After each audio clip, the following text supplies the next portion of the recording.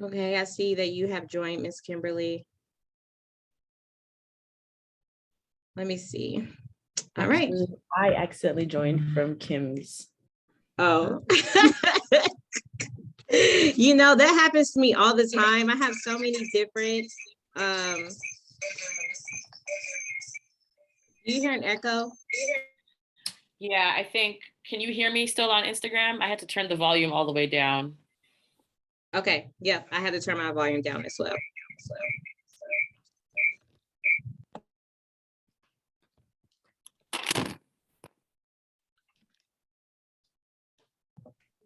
Let's see, did that help it? Okay, we might have to end the Instagram and just go full Zoom because I'm hearing an echo. Everybody's turned theirs all the way down? Yeah. Okay, that sounds better. Or let us know in the comments. I see we have Megan. Okay, Megan said we should just stick to Zoom. Okay. Sounds good. Okay. I'm sorry. I'm not sure why that happened.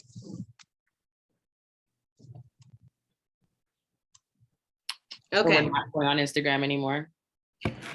Yeah, I think it kicked you out when Mila joined. Okay. Well, good morning, ladies. How are you doing today?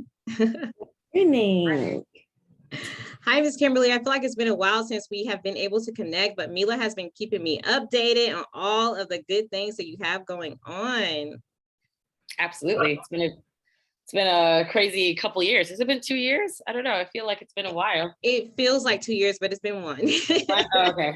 It's been one. Such great work. It felt like 2 years in one. Right. Okay, ladies. So I just wanted to have you both up here at the same time because I just love your chemistry. The other day I told Mila that I wanted to jump on a Zoom call with you guys, and she said, "Oh, me and Miss Kim are way past getting dressed up for Zoom." She was like, "So we're gonna have to schedule this so we can make sure that we both are looking the part when you join us because we are just so close now that you're comfortable with each other, and I love to hear that." Correct. There would definitely need to be a scheduled call. So Mila, update us. What does Miss Kim have going on? What are you helping her with? And how is everything going? Miss Kim has so much stuff going on. When I first met her, she was just working, she was running her church full time, which she's still doing. But she was just kind of doing some speaking engagements on the side. Prior to the pandemic, she would travel a lot. Pandemic it's not over, but it's coming to an end. So she's starting to travel again. But yeah, basically, there wasn't a lot going on outside. We were managing her Instagram. And now Kim has exploded online. She has so many more Instagram followers, sold out of conferences that she's held. Wow, that is so amazing. I think it's safe to say she has officially launched her own brand. Yeah.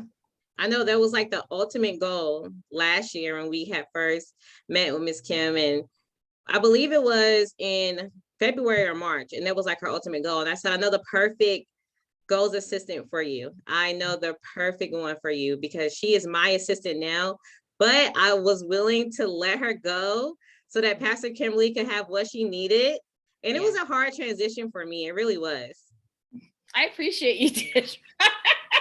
I think I told you this before. I'm like, she's my assistant right now, but it sounds like you need her more than I do. Yes. So I'm happy that it's been a good match.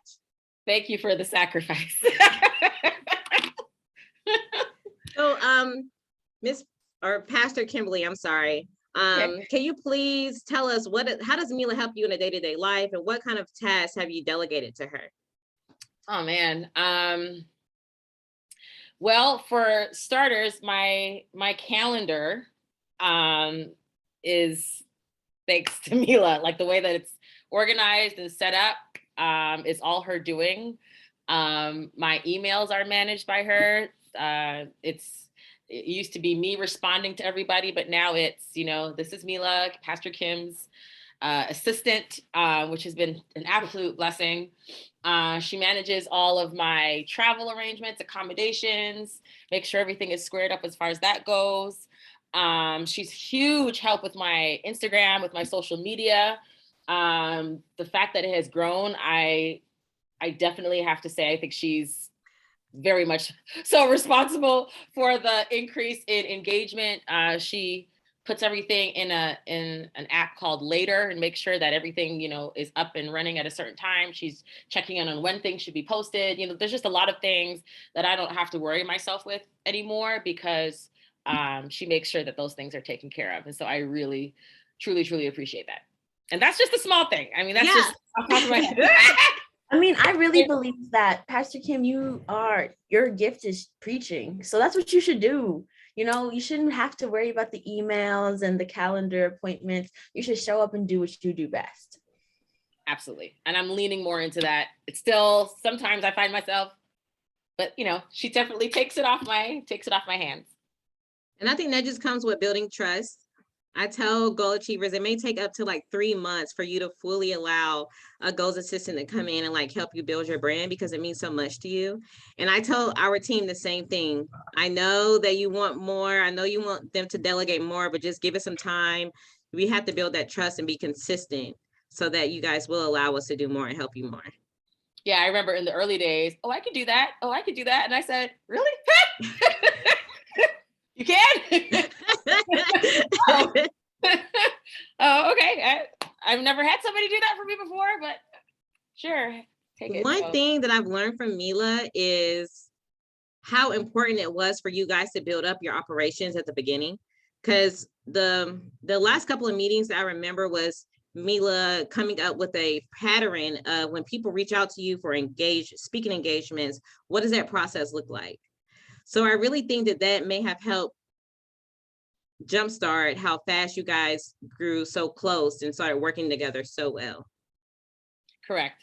Because there was a lot of legwork that needed to be done and working out those kinks and figuring out each other's process, I think really helped with bonding and creating a deeper connection for sure. So I believe you ladies have a retreat coming up soon. Is that correct? Not immediately, but it's in the Okay. works. Yes, it Okay. was happening, but we put it on the back burner for now. It's coming up though. Okay, sounds Yeah. good. Mila, do you mind sharing the experience that you recently told me about when you think Pastor Kimberly first got the idea, like, okay, no, I need to keep this girl around. What was that experience? Yes. So this was, I believe, my first conference. It was a virtual conference that I was working on with Pastor Kim. And she was like, yeah, it might be helpful if you join. I'm not really sure. Maybe you can work on this. She gave me like a list of things to do. Upon the conference, there was a lot more that needed to be done during the conference. Of course, I jumped right into action, making sure to respond to people's comments. This is the conference so the way that it worked was she had a free conference and then she had a after dark paid session part of the conference. And so when we walked into it, maybe 25 to 50% of the tickets for after dark was sold. But wow. During the conference, we sold the other 50% of the tickets During the conference. That's incredible. Which of course she couldn't have managed because she was talking and preaching and talking to everybody and giving them the stuff that made them want to join the conference. So I had to make sure, send this to this person, make sure everyone has all the links that they're looking for. Because of course it's great to have a full house when it's free, but to have a little money on the extra side, that's amazing. And then that led into, drip campaigns and everything led into another conference. And so we just want to make sure I love to hear it. From now on. Yeah. I love that. There are so many components to planning events in general. It doesn't matter if it's virtual or in person, but there are just so many components outside of decorating and having music and having, a caterer. It's like the behind the scenes of planning a conference is just so much work. But I'm happy that you were able to add that to the experience, because it's just so important to have somebody behind the scenes to be able to connect people where they need to be. If you're doing like breakout rooms, making sure everybody's where they're supposed to go, just so Pastor Kimberly can show up and speak, and that's it. It definitely changed the game. I was like, whoa, we sold out. Thank you, Lord. Out of we the didn't have to do any after promotion. We didn't have to do any social media, anything. Yeah, we had social media memes planned. We didn't have to use any of them because it was already sold out. Wow. Yeah, we actually, so the After Dark was sold out, and then the After Dark was supposed to be a drip into the next like smaller group session that would take over a few months. And so we had to actually change our social media graphics to have sold out, sign up for the next one. Oh, I remember that because I shared it on our VGAA stories. Yeah, I remember. Yeah. Wow. We didn't hold any more in the first one, so we had to start getting people signed up for the next. The next one. Oh, this retreat is going to sell out. I can feel it. Oh yeah. Of course, COVID, we had to postpone, and we wanted to be safe and everything. COVID and everything was making things weird, and so now that the world is really, really opening up, I think we'll be able to do it soon. So Pastor Kimberly, can you tell the audience a little more about yourself, what you do, what you have in the works, and why women should follow? Yeah, so basically I consider myself to be a sex positive pastor. So I really I'm passionate about helping women of faith who struggle with sexual abuse, sexual trauma, any type, especially religious sexual trauma, find the courage and the confidence to embrace their sexuality without feeling like it's a sin, without feeling like they have to break some kind of rule. I give them the tools and the confidence to embrace who they are as sexual women without the shame, without the guilt, without the fear, in ways that doesn't compromise their faith, in ways that don't compromise their values or their witness. And it's just been a blessing to see how this ministry, this business has just, blossomed. I'm grateful for the opportunities that I've had to pour into women of various backgrounds. I'm talking to married women and single women who struggle with their sexuality for various reasons. There's a Facebook community has over 2,000 women in there now. And it's just been awesome to be able to work to bring about justice and healing and liberation really in this way for this type of area that a lot of women struggle with, but don't have a lot of outlets to really talk about it openly. It hasn't been easy. There's been a lot of drama for, a pastor to talk about this openly, but it's worth it hearing the way that it's helped women. Definitely something I'm going to continue to do for sure. That is beautiful. Yeah, we need you're like a frontline soldier. Yeah. We need you. Right. Which is why people like Mila are needed. Yes, absolutely. I love that. And I just love when you say this can be helpful for single and married women. Because it's some people may hear it and they say, oh, that's not really for me because this is my situation. But just a confidence coach can just change your life. Basically. Right. And a lot of women of faith don't realize how a lot of teachings, like toxic teachings and unbiblical teachings, have kind of repressed them and made them minimize themselves as women, especially in this Women's History Month. We're all about, expanding and being the best that we can be. And part of that is embracing who we are and embracing our sexuality in healthy ways. It's something that you have, whether you're married or not, and something that needs to be embraced. It's not something that you can just turn on when you get married. And so, especially for Christian girls, we're taught to wait and to save it, but what does that even, really mean? And so, just kind of having to work through those layers of releasing women into a more freeing, liberating space to live in that doesn't feel like they're doing something wrong. Okay, ladies, if you're not already in this Facebook group, you need to go search it right now. Where can they find it? It's called the Love God, Love Sex Community. There is an orientation video that they need to watch to gain access. Gives them the password and everything. It's one of those kind of groups. So again, it's on Facebook, the Love God, Love Sex Community. And I'm also on Instagram as well, Love God, Love Sex. If you look us up, you'll find everything. Or if you just go to my website, KimberlyBulgin.com, all of the links will be there as well. Awesome. Okay, just to close this out, Miss Pastor Kimberly, what is something that you would like to tell Mila that you haven't shared with her before? I think that this is just important because when you're just always behind the scenes and working, you kind of lose sight of, you know, how great you're doing. And I try to remind the Dream Team all the time of how amazing they are. So what would you like to share with Mila? You're amazing. Thank you. You have so many gifts and so many talents. I believe that God is just going to do amazing things through you and for you, because of not even just because of the woman that you are, but just because you are deserving, because you are worthy.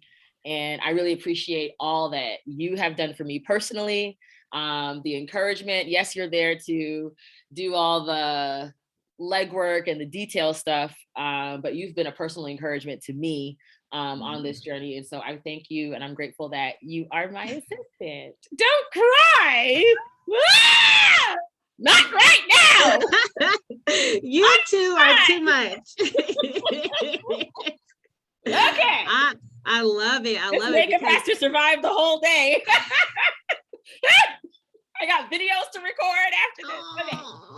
Did I schedule? For my schedule. Okay. Mila, that was so sweet. You know, Mila, I feel like she was an angel to me as well. We just kind of bumped into each other one day randomly at a fundraiser in North Carolina, and we just been connected ever since. So, ladies, before you go, let people know where you're located so they can see how you can work remotely and still be just as efficient. Right. I'm in Wichita, Kansas. Yeah, I've actually lived in four states working for Kim. I spent some time in New York, some time DC, which is not a state, but whatever. Which is where I'm from, DC. I live in Birmingham, and when I first started, I was in school in North Carolina. So very possible to do a virtual thing, can survive several moves. Yeah. So you're a traveling Goes assistant. That sounds a luxury. Boost that. Okay, ladies. Well, thank you so much for your time this morning. We're gonna do an admission and then I'll bring on our next guest. So have a good day. Bye. Thank you. Thanks for having us. Anytime.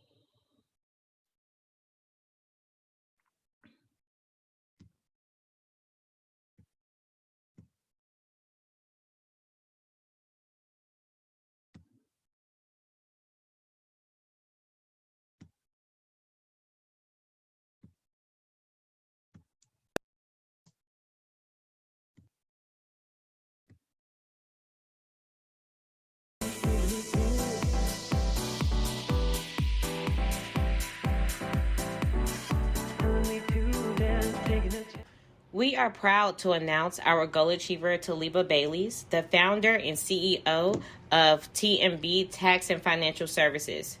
She is a small business advocate who testified before the U.S. Senate Committee on Small Business and Entrepreneurship as an advocate for minority-owned small businesses shut out of COVID-19 funding.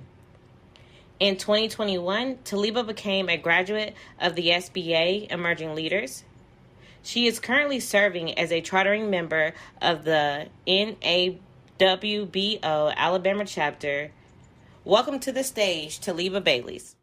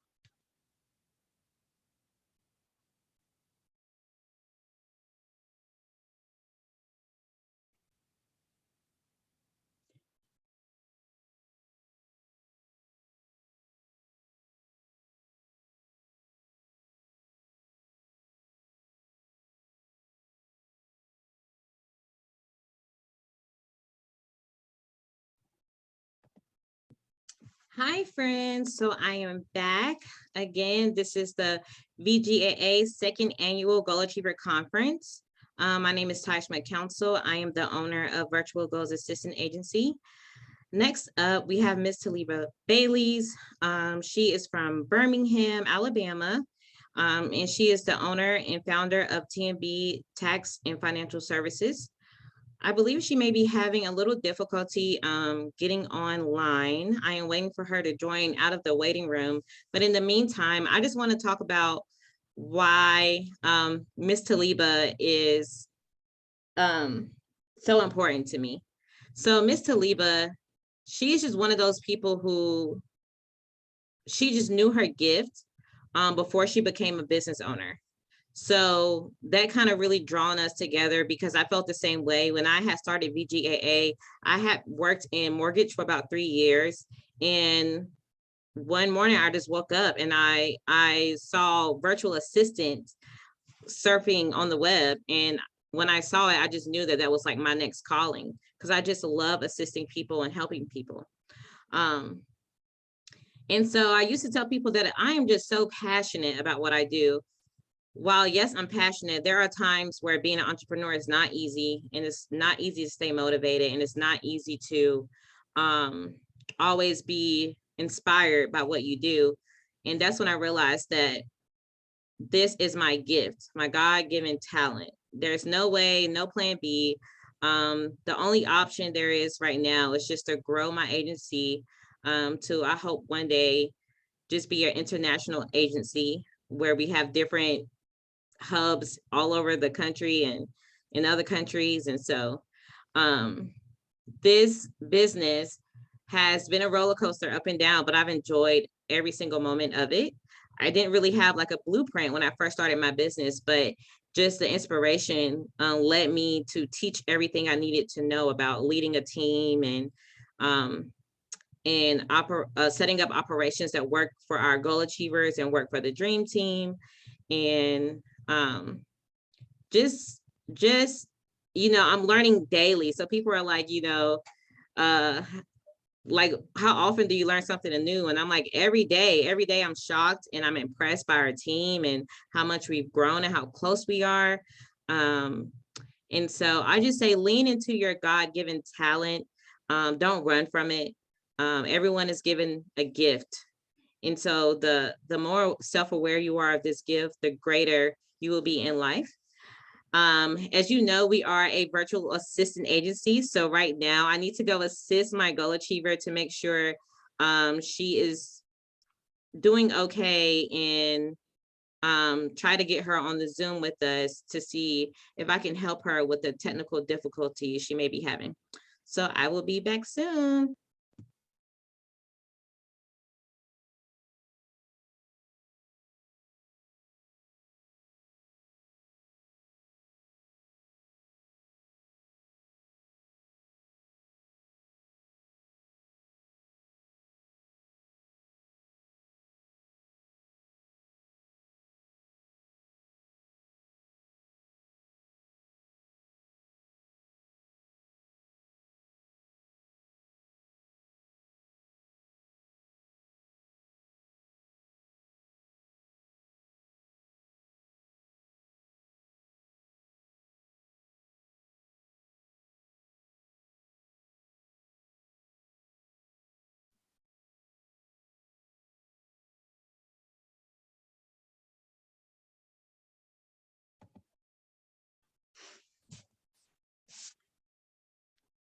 Miss Taliba, can you hear me?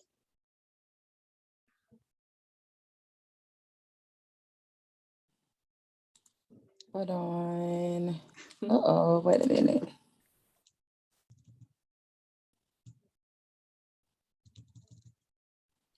I can hear you. Give me 1 second. For some reason, this is No worries. I don't know if it's like tech glitches on my end or what, but Zoom has really been not my friend today. Let's see. This was me last week, so you're perfectly fine. I can hear you just fine, but we're not able to see you. Okay. I may have to switch to my phone. Okay, no worries. No worries.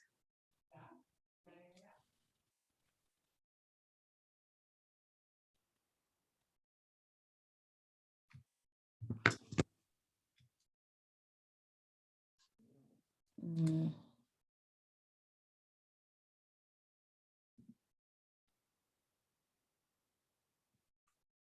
While you're doing that, how's the weather?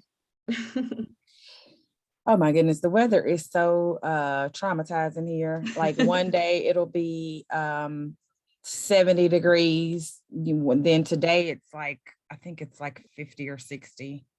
So it's that weather where you don't know whether or not to have a coat on, a Right. sweater on, a skull cap on, a t-shirt, flip-flops. I mean, it's just yeah.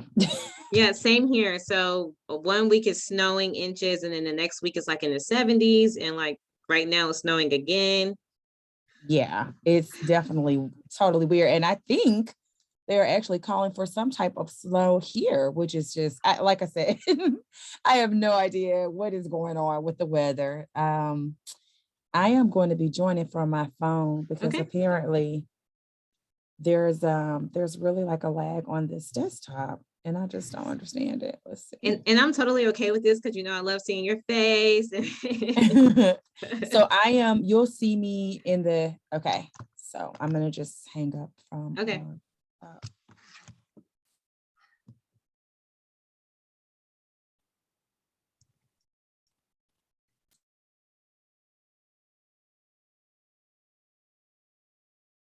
Are we on your phone now?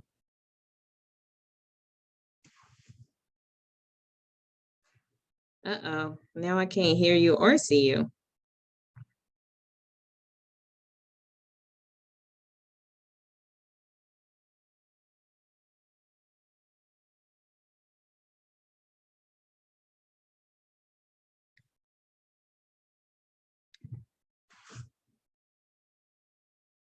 So it looks like I'm just gonna have to settle for not seeing you today.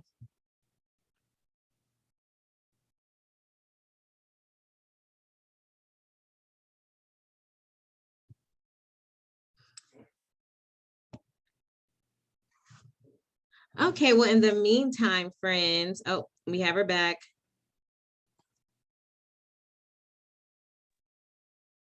You know what this means, right? Wow. Whenever there's all this craziness, that means that this is going to be good. Good morning, beautiful. You too. Thank you. Thank Thank you. you. And How you feeling? How's life? oh, I'm tired. I'm gonna be honest. Caffeine is definitely my friend this morning. Yeah, I'm tired, but I'm blessed. So Yeah, you have I every can right to be tired. You are always on the go. The busiest bee I know. I'm telling you. I'm telling you. Yes, indeed. But what I Uh, love most about you is that even when you're not busy with work, you're spending time making memories with your family. I just love that absolutely. about you.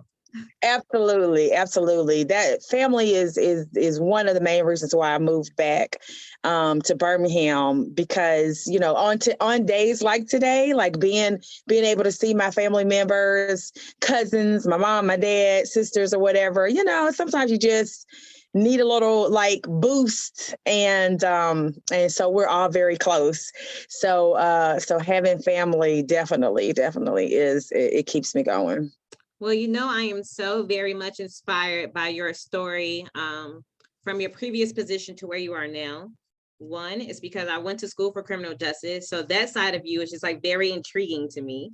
And then just seeing how you was just moved and you just obeyed and you just did what you was called to do. I just love hearing your story. So could you please share your story with our audience today? I sure will.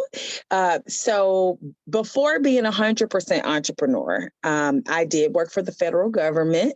I lived in the DMV, as they say, because I was in DC, in Maryland, and in Virginia. So definitely, a person that I loved that area, by the way. I mean, but I went there for my graduate degree, which is actually in national security policy, and got a job on Capitol Hill, very much all on the foreign affairs, research, definite opposite of what I'm doing now. And so after the senator that I was working for retired, I wasn't done with DC. I wanted to stay in DC. So I fortunately was able to land a position with the Department of Justice. And I worked there for almost 13 years. And so just like I was saying, you know, in our intro, family has always been very important to me. You know, I put my career goals above family and moved away. And I was there, like I said, for 18 years. And so my parents are aging. And I have 2 little ones now. And so I chose to put family before career and take advantage of some wonderful opportunities that were waiting here for me in Birmingham. So I definitely had an amazing time living in DC, working for the federal government, made some really awesome connections, met some really great people, really fine-tuned my skills in working for the federal government. And so now I am pouring all of that back out into my community. I love that. You know, because I have a similar story. So, you know, I moved to Wichita and I've been living here for some time, but recently I just been feeling like back home is like calling my name. It's just like, you know, I feel like I've come here and I've learned some really amazing things. And it's just, but there's like never a place like home. Just, you're just not going to find it anywhere. Yeah. So I totally understand that move. And even though after you said 18 years, Mm-hmm. yes, it went out rather quickly. Every time I say that, it's like, man, it definitely does not feel like 18 years. But I was there, like I said, shortly after I graduated grad school, and you know, and the rest is history. It was 18 years, and before I came home. Well, I will say, with the success that you've had within the last couple of years, that moving back home was the move for you. Absolutely. I mean, I kick myself that I probably should have moved back sooner, but you know, all is in divine timing. Yes, you know, and one of Ms. Taliba's one of her quotes that's my favorite is, "Let's get to the money." Mm-hmm. So I just love listening to you on different conferences and podcasts and speaking, and you're just like, we get into the money. So let's dig in. Let's tell our audience how they can benefit from your services and what all you do. Sure. So as I said, you know, now I'm focusing on all of the skills, the relationships, the being able to interpret the federal legalese. Now I am pouring that into my community in the area of making Black businesses bankable. And so the word bankable is a very loaded descriptor. And we have several projects that we're going to start some nationwide conversations on that word, which I'll share later. But in summary, I help Black businesses get their financial paperwork in order by providing the services of taxes, of bookkeeping, sitting down and doing some tax planning, helping business owners understand financial statements are not just for something that you give to a bank. You actually can use them to run your business more efficiently. And if you identify that you want to have access to a loan, or if you're applying for a grant and you need assistance with that, we also do that as well. You know, I love hearing you say all of this, because the next announcement that we're going to share is just like, it's going to help people understand why it's so important to have the behind the scenes done to get you to where you need to go to get to the money. Why all of that is so important to do so that you can get there. And I think that even me as a business owner, one thing that I think I'm going to focus more on this year is just learning about financial literacy, just learning more about, because it's like I can manage my household bills, but when it comes to like business, it's just like, oh, it goes over my head. And that's fine with me. I'm huge on hiring your weaknesses and leaning into your strengths. Definitely. And it's like, I like to say, I think the difference between household and business is so strategy. you know. And so one of the things you and I always talk about with TMB hiring VGAA is, you know, you need to have that mind space and that mindset to be able to leverage your numbers so that you can strategize it. So you know, instead of just paying bills just to pay bills, well, yeah, in the business you're going to be paying bills, but let's talk about what you can do with the income, you know, to reinvest into your business or to create strategies where you're bringing in more income. So it's all about mindset and having the ability to strategize. And I just love that how you were able to mesh in having a VA into that, because it's like, yes, you can have a conference, but let's create data. Let's see how we can, like, this conference can help bring in revenue. This conference can help bring in funding. And so it's just like everything, it's just, you have to be strategic in everything you do, everything. Absolutely. And you can never go wrong with collecting data. I think that's like one of the most important things to do as a business owner. It's just like making sure you're keeping up with who you're following, the demographic, who your target audience is, and speaking to them. And so that just changes the game.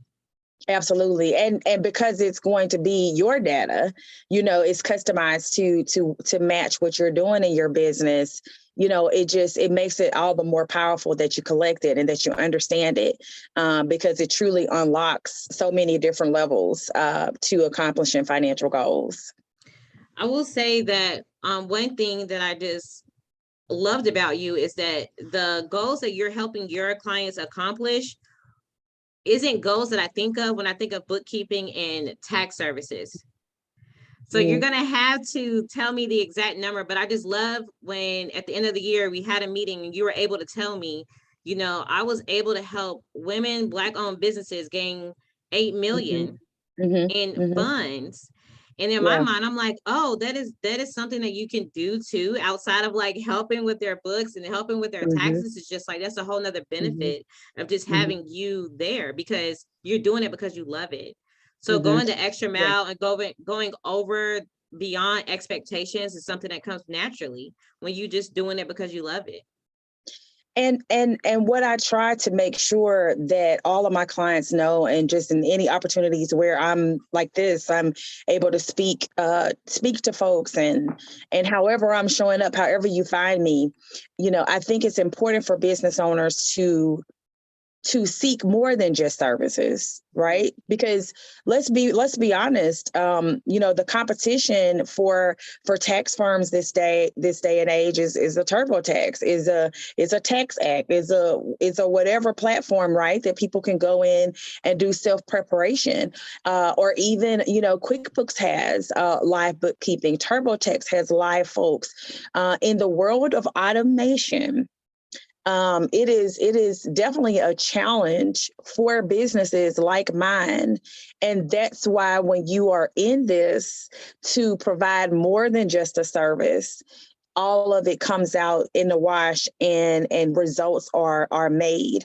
And so, you know, we provide more than just a service, you know, because you can get the service everywhere, basically, is what I'm saying. Right. But when it comes to what do you do with that service? You know, like, yeah, okay, you now have your tax return, or you now are able to have your P&L. Those automated services are not going to help you interpret that to run your business more efficiently. Right. Those automated services are not going to help you apply for a loan or understand what they're asking for. Right. You know, that's not going to happen. And so that's why my firm stands out among the rest, because we not only provide the quality service, but now we're having conversations with you to answer those difficult questions. Because just like you said, when it comes to the data collection, questions like, how much should I be charging?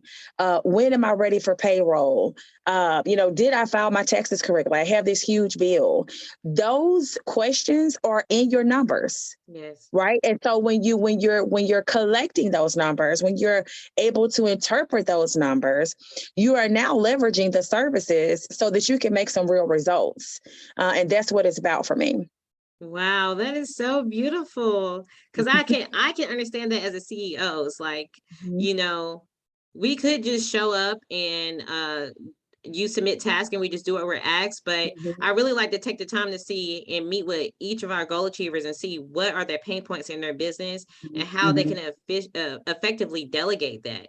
because I think that that's just like a skill that some people just don't have. It's just knowing how to delegate to a team member. You know, I've learned that a lot. It's just very hard for some business owners to know how to do that. So you are 100% right.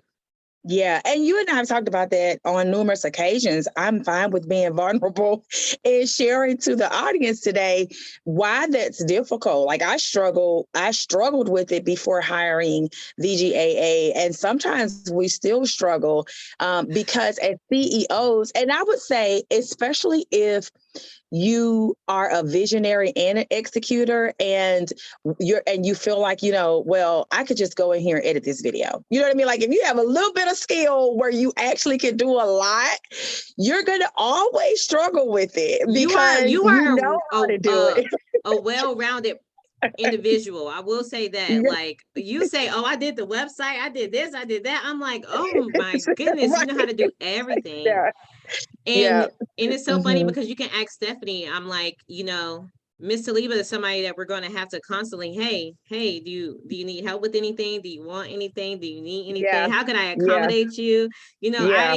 I do not hesitate to make sure I reach out because I understand how it is when you are just someone who can do it all. But it's like, I want you to spend more time talking on your podcast and doing speaking engagements and things like that. So that's going to be, where the money is going to come in and allow us to do the smaller things. Absolutely. And that's the end message that, that I would love for the audience to pick up. Like sometimes it's extremely difficult because I think it's a two-way kind of barrier that you have to get over. And the first is yourself. So you first have to, realize that while I could do A, B, C, D, and E, me doing A, B, C, D, and E is always good because I do believe having some context of knowing what you're asking for is very important. You need to be able to ask specifically what you need. But once you know what that ask is, it's important to delegate that to an able-bodied person, because then you're able to go on to that next, project, and rest assured that someone that you've delegated it to is going to, operate in their skill set and get it accomplished. And it really does unlock more money because when you're trying to do everything, you're leaving money on the table. And who wants to do that, right? Yeah. You're right. We're trying to get to the money. That's right. And so that's why I make sure that I understand that in being a CEO, and I always try to show up even when, some agencies may just give you a virtual assistant. You may never even have anyone that can help be the mediator or help with that delegating process. And so I really try to make sure that I help with that as much as I can. Even when I'm super busy and overwhelmed, just because I understand everything you're saying is valid. I understand it wholeheartedly. So I'm working on training another person who can also come in and help with mediating delegation for the other half of our clients. Absolutely. And it's always a refining process. It's always, especially when it's working, you know what I mean? Like that cut and paste. So you identify who you're going to add to your team. You're able to delegate, you're able to ask specifically, your team's able to tackle that. You go on to the next project, you scale, you grow. You know what I mean? Like it's, if you're doing it the right way, I believe that it's always going to be that iron sharpens iron, but each time it's smoother. It's smoother, you know what I mean? Because you're building on the systems that actually have worked. And then so that way, everybody's just excelling and it just keeps getting better. And with that being said, I'm such a perfectionist. So like when I want to scale, I always try it on myself first to see if it worked before I launch it or roll it out to our goal achievers, just because I want to just test it out just so I know that it works. So well, and I don't know if that's being a real true server, because I think what's important to pull out on what you're saying is, you can always assign a client something, say, oh, you know what, I'm affiliated with QuickBooks, so I'm going to get you in QuickBooks, or I'm affiliated with Divi, so I'm going to get you in those things because that's what I'm going to do. Like, it's the Right. software, it's the software work. But when you really, when you use those tech stacks to accomplish the mission of working with the client, it means so much more. You Right. know, one of my clients is an engineering firm here in Birmingham, and they believed that QuickBooks was going to be the ideal solution for them. I thought so too.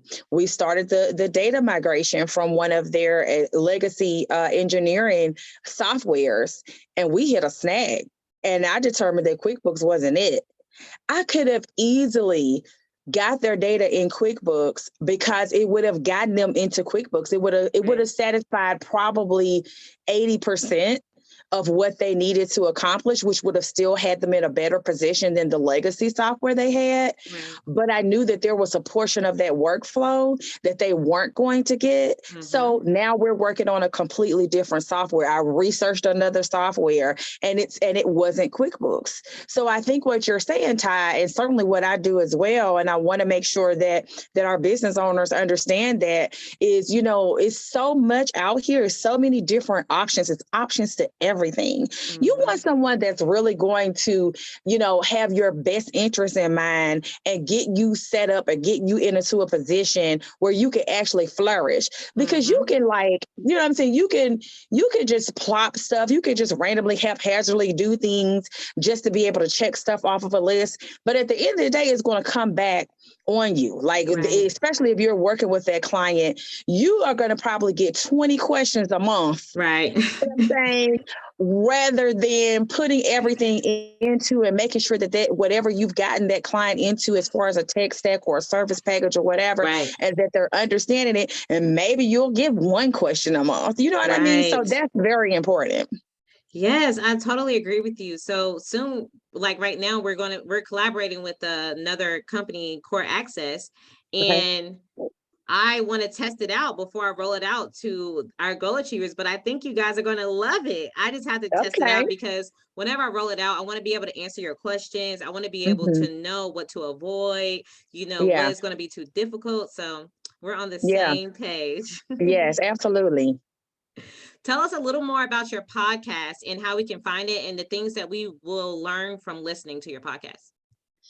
So, you know what, this gets me excited because I'm sure that some of my good friends and as I call them, business advisors, you definitely will be shaking their head at me because I have been told to do a podcast every bit of at least 1 or 2 years ago. And I didn't do it. It was one of those things. That's why I say it's always the thing that you've delayed the most that's going to be so awesome if you just do it. You know what I'm saying? And so the podcast is that for me. Okay. Because, you know, I have always realized that I have the ability to talk. And not just talk, but to communicate and to reach folks because I'm genuinely invested in what I'm talking about. Right. And so from a business perspective, I had to realize that I am my asset. You know what I'm saying? And so then once I said, okay, Taliba, right, you aren't the product. You know, like you actually your firm does the service in helping business owners. Yeah. But then after certain conversations, it was like, I need you to understand, Taliba, that you are the product. You are the product of your business. Yes. And it was the way that was said to me, it was just like, you know, I need to write this down. Right. You're right. It's like, I am the product of my business. I am the product that needs to be sold, that needs to be communicated, that people need to understand the face, the voice behind the services. And so just because of what we do, the content, the things that we talk about are just things that we've been doing for the past 15 years. So it's the Black and Bankable podcast. I launched it in February. I just published the 6th episode yesterday. And so far, all of our collective videos have been viewed over 25,000 times. Wow. Like total views. And so it still blows my mind. It's like, oh my gosh, these people are listening to my podcast. You know, it's just like, But we talk about things that Black business owners need to accomplish a productive and a successful business. So I'm talking about taxes. I'm talking about tax planning. One of the most recent podcast episodes from last week that has really done well as far as feedback is the interview with Damon that we did actually during the summit. About building business credit using their credit builder product. So we had all that edited up, and that's now a podcast episode.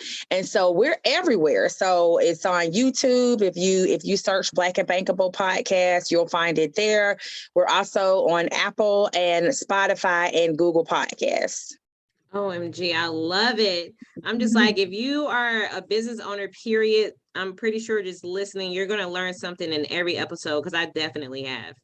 Absolutely. Yeah, it is curated specifically to address challenges that Black and minority business owners face. But let's face it, all small business owners, need to understand tax planning. All small business owners need to understand what the hell an S Corp is and how should I be filing taxes? Is that the right tax structure for me? So it has turned into a universal channel, really, because some of the folks that are commenting and reaching out, it just resonates with them. And that's all I care about. All I care about is, if you find that information helpful and that saves you $1 or one less headache in running your business, then my mission is accomplished. Yes, I love it. One thing I can say, listening to you is so entertaining. I'm not really a podcast listener, but I can listen to you and just get so inspired and motivated. And it's not like a lecture. Well, thank you. Because I think that was one of the things that I got in my own way about, because obviously, like, people like, you are not nervous, like, cut it out. Like, you testified on the Hill, you do webinars, you do. So to me, in my mind, that was so much different than a podcast, though. I don't know why, but I mean, I overcomplicate stuff. Yeah. I do. But I'm learning. I'm definitely surrounded by some really awesome podcasters, very successful podcasters in a podcasting mastermind that I'm in. And they are doing such a phenomenal, such a awesome group. And I'm just really excited about some of the projects that we're going to be releasing later on in the year. I am the same way. I'm super hard on myself. So I love that I have like mentors and coaches and groups, support groups that I can reach out to, and whatever it is that I'm lacking. So that could look different for everyone. But if you find a group and you find like a mentor, it can save you so much headache, time, and money. Absolutely. You got to invest in yourself, and if that's a coach of a coach, whatever the case may be. Like I said, it's always a refining process, and especially when it's something that that you're not the strongest in. I didn't know anything about podcasts, at all. So this was not going to be one of those things where it's like, oh well, let me. I was at that point, I was like, I don't have time to research it. I don't, what I mean? I was just like, no, let's see what is going to be the best option for me to make this project a reality in less than 6 months. You know what I mean? And that's what happened. And like I said, we're having some really, really great viewership. And I'm really excited. One of the projects that I can share right now that I just thought about, because I'm going to either post it today or we'll post it tomorrow. And so I strongly recommend y'all. I know we're going to have a conversation with VGAA, but the audience, I want y'all to consider this for me.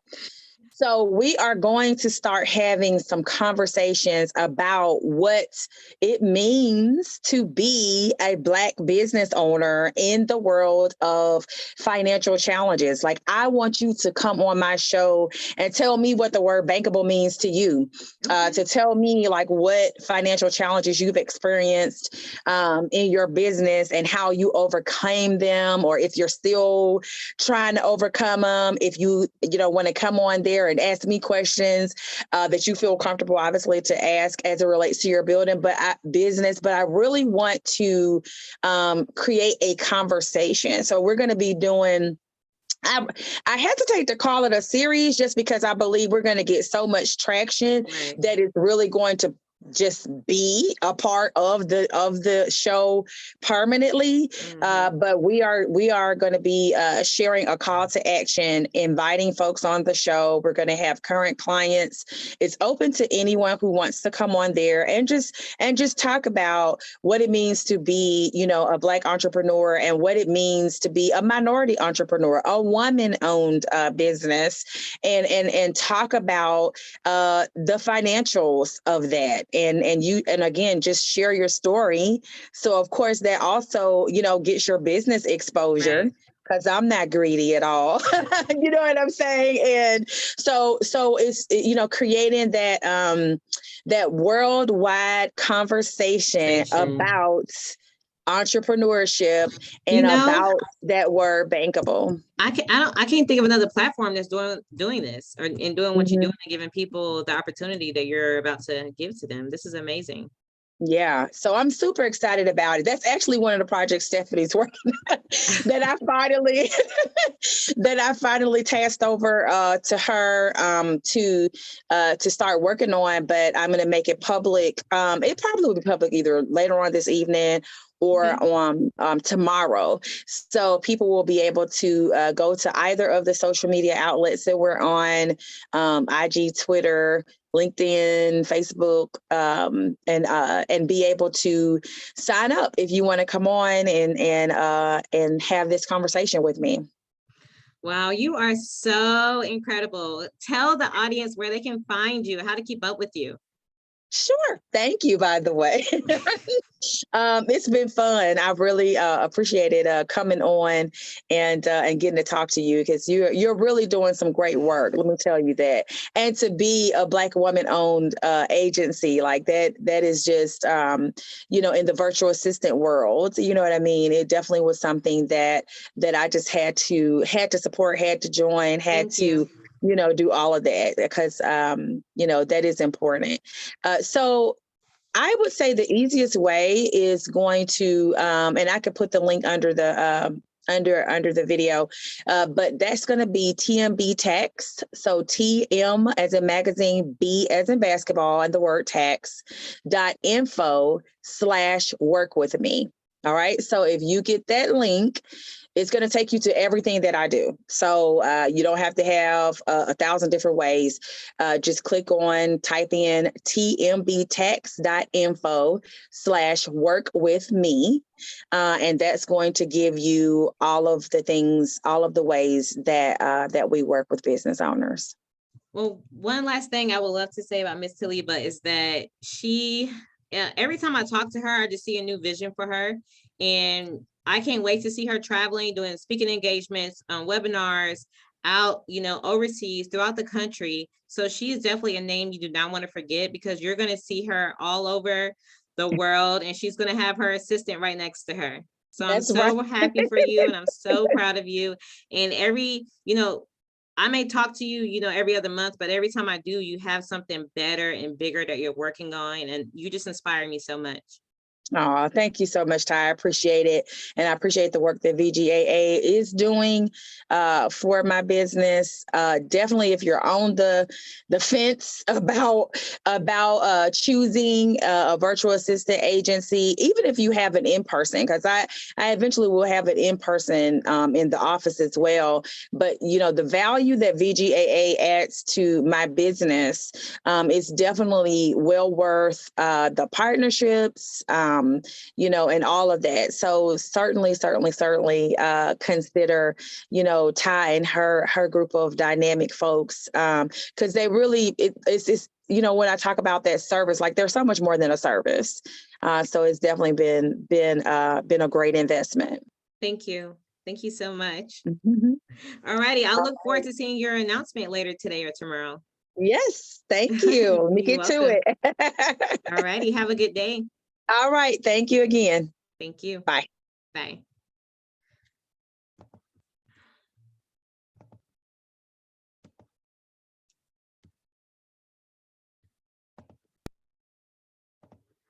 Keeping your books in order alone is hard enough, never mind running a business. If you are currently doing your own bookkeeping, you know working with numbers doesn't necessarily mean that you understand them. Not being able to see the big picture on top of having to do everything yourself can feel like you're running in place. Don't let your business fail because you can't keep track of your financials or don't have the time. The Bankable CEO Bookkeeping DIY membership gives you the tools you need to get real solutions and real visibility into your finances with guidance from QuickBooks certified professionals. Sign up now. Text DIY to 855-912-1020. That's DIY to 855-912-1020.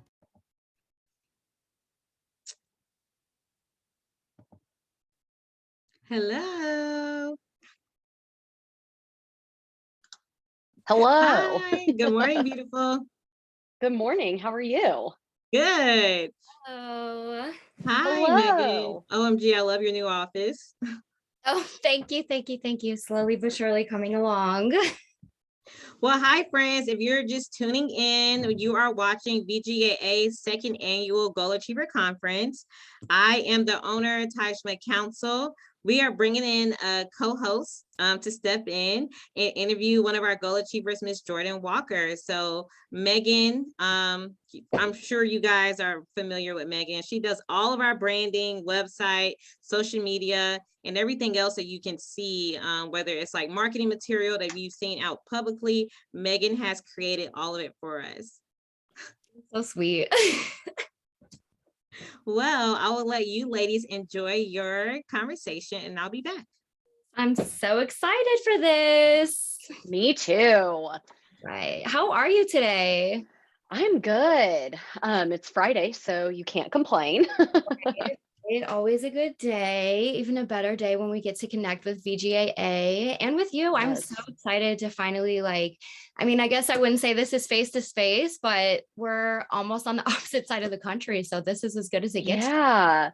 Well, I gotta say, first of all, this conference has been amazing so far. I've been able to listen to it while I was, doing some other work. And when Ty shared with me that you were going to be the one interviewing me for today, I've been following you on the socials. And so I just find this really serendipitous that we finally get to meet.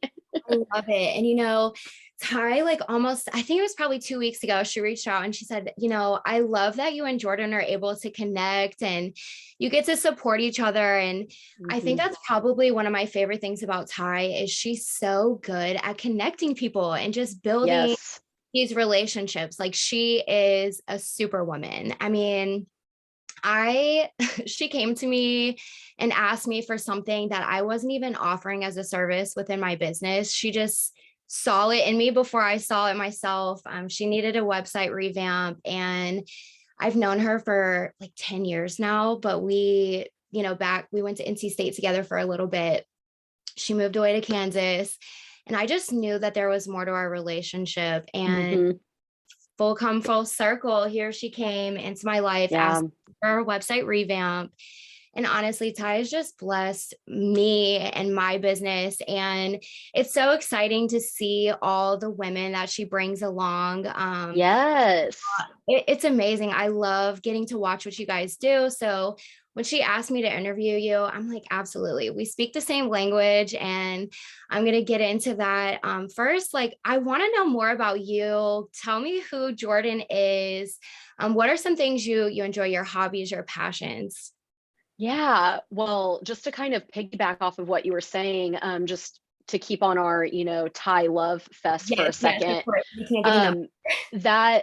that gym or that ability that she has to connect people is really what drew me to her as well. And I know we'll get into a little bit later about how important operations is to business growth, but she has been such a supporter of mine since I've launched my business. We got connected through a mutual women's leadership group here in Wichita.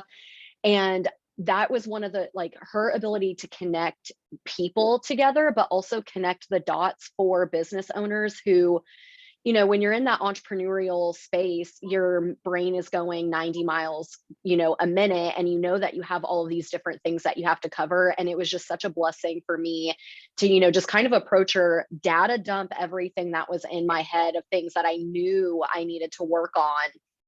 And within our very first like conversation, I knew that VGAA was the right fit for Bonfire in that moment. And so I just want to make that, you know, very known that I think that she's very wise. The women that she has on her team are fantastic. And yeah, we'll get into that a little bit more, but I guess Jordan Walker. So professionally, I'm a marketing strategist. I have my career has been focused on digital marketing. So I have deep experience in digital marketing, advertising, and business to business lead generation. I've worked in a number of different work environments, everything from starting out with side hustles through college, which I didn't realize at the time was really the start of my entrepreneurial journey. Right. Yeah, you know, like you have to go out and get experience and sell yourself and, you know, manage client relationships. And now I'm, you know, full circle after working in really corporate environments, working in agency environments, and then now I'm leading my own marketing strategy firm called Bonfire Strategy. Absolutely love it. So Bonfire really focuses on helping marketing teams rise above the day-to-day tactics and really get a better vision on what is our roadmap to success and what is it that we need to focus our energy on in order to move the needle. And we'll get into that a little bit more, but my profession has really been what my identity or what I've centered my identity around over the last decade or so. But over the course of actually launching my business, I've been really tuning more into who I am as a person. Oh. And so outside of my profession, the person that makes up Jordan Walker is someone who's really just adventure seeking. I'm an outdoors enthusiast. I love hiking. I love biking. I love camping. I love digging in the dirt in my garden. It's just really therapeutic to me. But I also just really love to give back. And I'm such a pro Wichita, Kansas supporter that there's so much talent in this community. And there's so many amazing small business owners in this community that one of the biggest driving forces that led me to launching my own business was I wanted to give myself more time to be in the community and really rolling up my sleeves and doing the work that needs to be done in order for us to make this a place that we can all thrive and survive. So yeah, that's a little bit about me. I love that. And, you know, I do have to say, like, just from your support alone and watching you support VGAA and keeping up with the Hive and everyone, you know, Wichita, the community there is amazing. And I love that you and Ty are in a place, you know, like that, you know, Ty. Specifically, I just have over the last few years really watched her just become who she is as a woman, a business owner, an entrepreneur, and, you know, being so far away from like her home, but having that community that she has out there. It's beautiful. Really, you know, so it's what keeps me here for sure. I mean, love you can move anywhere in the country. There are much larger cities that, you know, open doors for opportunities, but Wichita really, like, while we have a lot of challenges here that we need to address that is hindering our ability to grow, the support network here is, you know, it's phenomenal. So it really is. I really, really do love it. And, you know, I mean, VGAA, like stemming off of that and just having that, it really is like what her like community and business has built off of. And so I just love that for her. But one thing, so you said you're a marketing strategist. I'm going to circle back to this. We like kind of have similar brains. So I do, you know, branding, social media, all of that. And I think that I think you can almost probably agree with me when we talk to business owners, they either don't have a marketing strategy or they don't even know what it is. So I was actually really excited to get you on here and, you know, kind of pick your brain and pull that out of you just so you could share with the audience, you know, what exactly is a marketing strategy and why is it so important? Like, what exactly about this do these business owners need to know? I mean, literally every single business, no matter what your niche is, like they need a marketing strategy. They don't even know it. Yeah, you know, I think that's really true. And it's, you know, positive intent a lot of the times where, you know, when businesses or even marketing teams start to think about, okay, what is our strategy? We immediately want to go to what the tangibles are. We want to go to, you know, we need to increase sales by 10%. We need to gain, you know, this number of new leads coming through the door. But one thing that I've really experienced as being a member of like a corporate marketing team, and even on the agency side, one thing that I saw pretty prevalent in any relationship that I had throughout my career was just this like desire to just need someone to help you think 10 steps ahead and help create a vision and even help, you know, align. And is all this energy that I'm spending on marketing even working? And so, you know, through that, I think like, unfortunately, marketers have a huge job.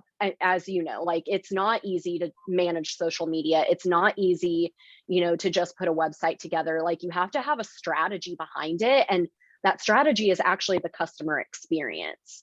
So before we go like too deep into what marketing strategy is, one thing that I like to talk about with clients or just peers is what is strategy in general. Yes. And you know, like I just said, like typically what we want to do is go straight for those tangibles.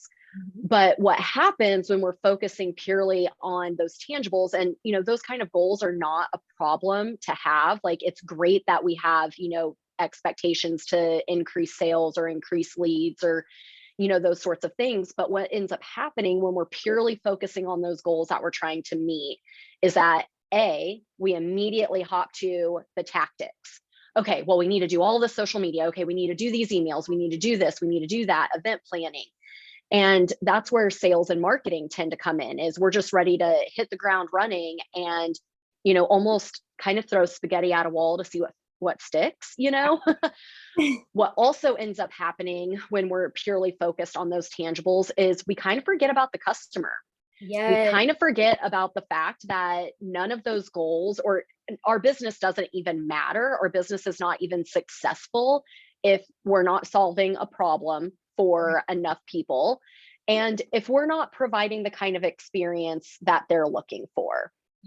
So in my mind, what I actually think makes a good strategy, and you know, there's a lot of talk about this, is that when we start to identify like some of those benchmarks and those goals that we actually want to meet, what we actually need to do is take a pause and really critically look at our business and say, okay, well, if I need to meet that goal, what is the greatest challenge in front of me? What is the hurdle that is going to block me from meeting that goal? And what is that? And what does that look like? How does that impact my business? How does that impact my customer experience? Just what does that look like? And when we're able to really identify what that challenge is, what ends up happening is we end up creating what a marketing strategy or a sales strategy looks like. So a good example of this would be, let's say that we're that business that wants to increase sales by 10% year over year, right? But then we start evaluating, we start looking at our business data, we start looking at our processes, and we critically take a look at ourselves and we say, you know what, one of our greatest challenges to actually meeting that goal is we spend so much time on trying to bring new leads in the door that we're not focused on the fact that we're losing customers in the process. Like we have a high churn ratio, right? So when you can hone in on that and say, okay, well, what if we actually address the churn situation?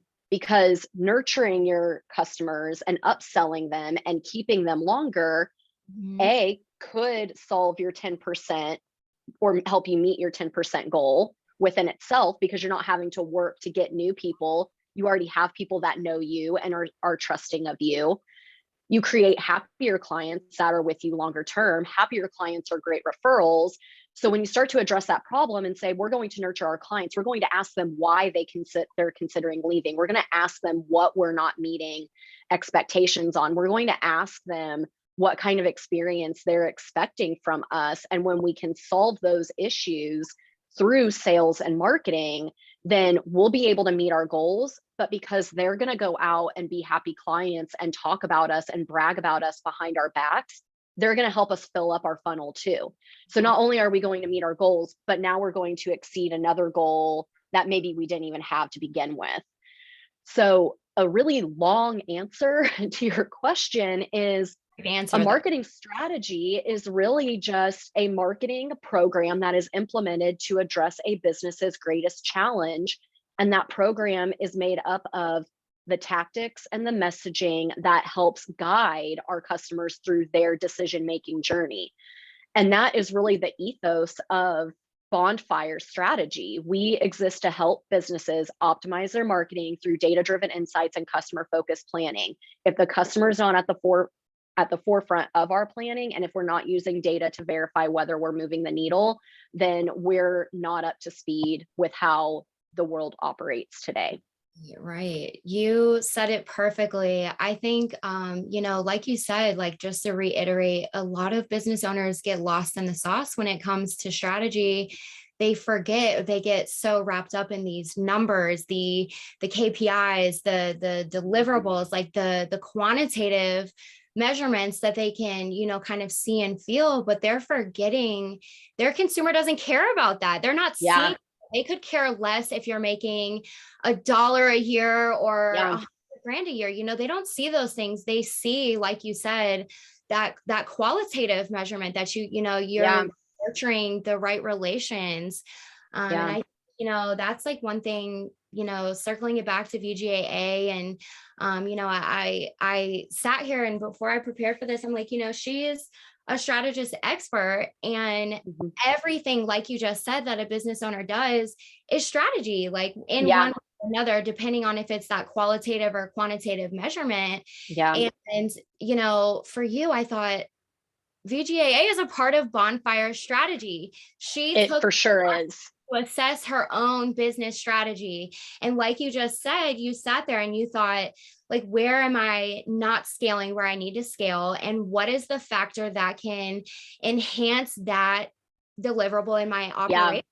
And for you, that's 100% accurate. Like, Bonfire is not even a year old yet, but we've had the great fortune of growing pretty quickly. And when you grow quickly, I used to hear like horror stories from like my entrepreneur friends that are like, you have to have a backup plan, because if you grow too fast, then, those growing pains are going to be painful. And I was just like, that's not going to happen to me, and it did. And I'm thankful for it, and I'm grateful for it. But one of the biggest things, like, especially as I was getting to the tail end of last year, one of the biggest things that was in front of me is I was starting to feel like I wasn't able to keep up. I have a network of contractors that I call collaborators, that help with the work, but the process of helping, or the process of onboarding a contractor to help, was even pretty rocky, to where I felt like I was being ad hoc, and I felt like maybe I wasn't delivering the best value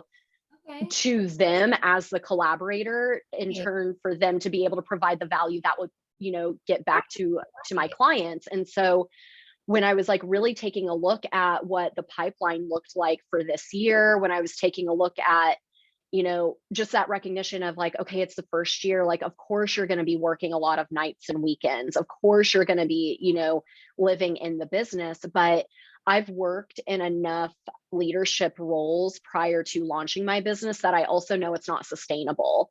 And it's not really why I wanted to launch my company to begin with. I really was personally driven, to where it was, like I said to you earlier, I wanted more time to volunteer in the community. I wanted more time to integrate myself into different networking circles and meeting different people with different perspectives. But I also, love the outdoors. I love to travel. Like, I love as much as digital marketing is such a part of my career, there is nothing better than being in a dead zone on your phone in like Yellowstone National Park, where nobody can get a hold of you, and all you have is like you and nature, Yeah, totally. And I thrive off of that. And so at the end of last year, I was like, you know what, this is not sustainable. And my greatest challenge right now to being at that point was, I cannot grow the business. I cannot develop a team. I cannot look ahead. And I won't be able to keep up with providing the level of value that I am for my clients right now if I don't address my capacity issue. And that's exactly the kind of conversation that I had with Ty is, I know what my systems and processes are in my head. I know, but my issue is I was double booking myself on my calendar. I had no visibility on what capacity looked like or how all of the different projects were, lining up in a schedule. And immediately, I mean, Britt and I have been working together through VGAA for about a month now, purely on getting systems and processes in place. And Mila, who was on earlier, she got us jump started. I'm working with Britt now, and my Asana is getting up to speed. I love it because this team brings different ideas to the table where I might have an idea of well, this is what I think will solve the problem, but I love that collaboration to say, well, this is what I'm hearing from you. And if this is a pain point, then here's a different, way that maybe we could handle it. And I just really appreciate being able to have a team to lean on that understands that I can be a crazy entrepreneur and understands that I'm not always going to have the brain capacity when we get on a call to be able to problem solve anything. It's really the best thing ever where I can hop on a meeting and just kind of sit back and give my perspective based off of the direction that I'm getting. And even after just having some of we're still working through kinks, but now it's just incremental lift on, that feeling of in your operations. You had mentioned, and I think something that I think is really, really valuable about VGAA specifically that I have really never seen any other business owner take the time to do. Like you said, you've worked with other, collaborators, and taking that time almost to onboard or teach someone, or it's you almost have to unpack your whole brain and give someone your business operation for them to be able to deliver the way that you want to. And Ty has done such a good job at finding a way to onboard new goal achievers where they get to sit with her and they make standard operating procedures. And this is even, I've been in business for almost, a year now. And Ty, I just had a conversation with her a month or so ago, and expressed my, struggles that I'm starting to face. And she's like, well, Meg, you don't have standard operating procedures, every time I talk, your onboarding is different, or, you want to do something different. You're forgetting, create that system, even if it's just you, for the entrepreneurs who aren't at the capacity where they're able to outsource right now, take the time to make those SOPs. Definitely my life. I mean, the last month, ever since she gave me that advice, my operation has scaled to the point where every client underneath of me this last month has been their best month yet. Good. And it's specifically just because of that one recommendation that Ty gave me. And when she told me, my onboarding process, I'm going to spend the month, the first month with everybody, helping them create these customized SOPs for their business. I'm you've done it. You've done something that nobody else is doing, that everybody. I absolutely agree. And I'm the personality type, and I've had to really recognize this within myself over the last year, that I always feel like I have to come to the table when you're onboarding somebody, whether it's a new team member or a client or, anything. I always feel like I have to have it 150% figured out, and and sometimes I have zero clue what to do. It's I'm definitely a product of fake it till you make it in a lot of ways. But when we got onboarded with VGAA, it really was a super simple process, everything from what our folder structure was going to look like and the materials that I needed to share and give access to. And I love just it seems like something that should be that's you should have thought about that, but even just being able to when Ty said, I want you to create videos and walk through what your process looks like, I was that is genius, because I don't have to actually figure it out. I can just show you, here's what I currently do with it, but it still leaves enough room for improvement and for other ideas. And, you know, just like you said, with having some of those standard operating procedures in place, like even if you are more of a solopreneur right now, I absolutely agree. Like, we're both in more of like a service-based industry, and providing, you know, our deliverables are going to be tailored to the client and what their needs are.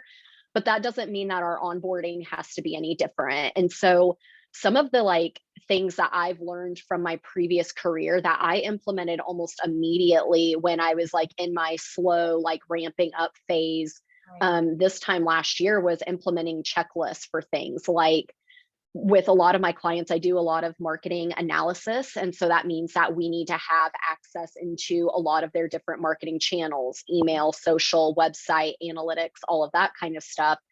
And so we have a checklist of all of the accesses with bit.lys that have direct instructions. So if the client doesn't know how to give you access as an admin or an editor or something, then they can go and refer to that learning link. And that has made it super seamless and reducing like back and forth.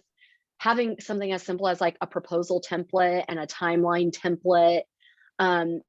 Even like for a new business call, I have one document with just a running list of different questions that, depending on where the conversation goes and what the client needs, like I can just kind of like pick along as I go and ebb and flow. But that has made it incredibly easy to put briefs together on, okay, well, what is the greatest need that the client needs? Like, what are we going to bring to the table? What's their responsibility? What does next steps look like? You know, those sorts of things. And some of those early things that I spent time on prior to really launching, I'm so glad that we did that early on. But now, almost a year later, we're definitely in a situation where we're like, okay, now it's time to like refine some of these things, because we've learned a lot between now and then. So and you know, to piggyback off of that, that was actually why I wanted to like take it. I have heard we're coming up on your 1-year mark, which is so exciting. I'm so excited for you. I know like that feeling. So, you know, especially just with the way the world is right now, like there's so many things going in the opposite direction. So just like kudos to you, and just like I'm giving you your flowers right now for building something so strong and beautiful during, you know, what the world is like. And we kind of already just like really like spilled into it, but I do want you to just reiterate for all these entrepreneurs that are up and coming and, you know, kind of tuned in, so where they can take away you know, like how exactly the operations and, you know, instilling instilling BGAA into those operations. Like, how is that the key component to growth? Like, what can you take away from that operations aspect? Yeah. So I think operations is integral to business growth. When you are spending too much time working in the business, and I think the previous speaker hit on this, when you are a visionary and an implementer, sometimes it can be difficult when you have to start delegating things out and trying to figure out how best to delegate things out. And BGAA has made that incredibly easy for me, where I can just kind of spitball things of like, oh, I need all this. And it's, well, yeah, check. We're going to take care of that for you. Yeah. But you know, when it is your baby, it can be kind of scary to, you know, give things, you know, away. But I think it goes back to, and we kind of hit on this a little bit ago, of, you know, it's all about the people, you know, and when you're working with people, you have to remember, even though there's a screen between us, that there's a human on the other side. And if you can at least get clear on like what your vision is, like I might not know how to get from A to Z, but I know in my head what I want Z to look like, you know? And if you can really clear up your communication to say, and I'm not always great at it, especially when I'm in these like chaotic modes and you have, you know, a lot of things like flowing through, but getting clear on, you know, this is what perfect world scenario, this is what that would look like, you know, and being able to give that to someone else and let them run with it. And then as you go along, understanding like, okay, what are their key strengths and how can you capitalize on those key strengths? And if And if that's not something that one individual is super strong on, but you have another individual that is, it's also making sure that you have the right butts in the right seats doing the right work, because at the end of the day, that's also what is going to fulfill that person. And, you know, as much as we can say that, like from a business perspective, like we were talking about earlier, you know, like sometimes we forget about the customer and that, you know, personal experience. And over the last few years, what has really shifted in branding and marketing is that people want to do business with people. Yeah. And it doesn't matter how big of a brand you are. You could be Coca-Cola, or you can be tiny little Bonfire Strategy in Wichita, Kansas.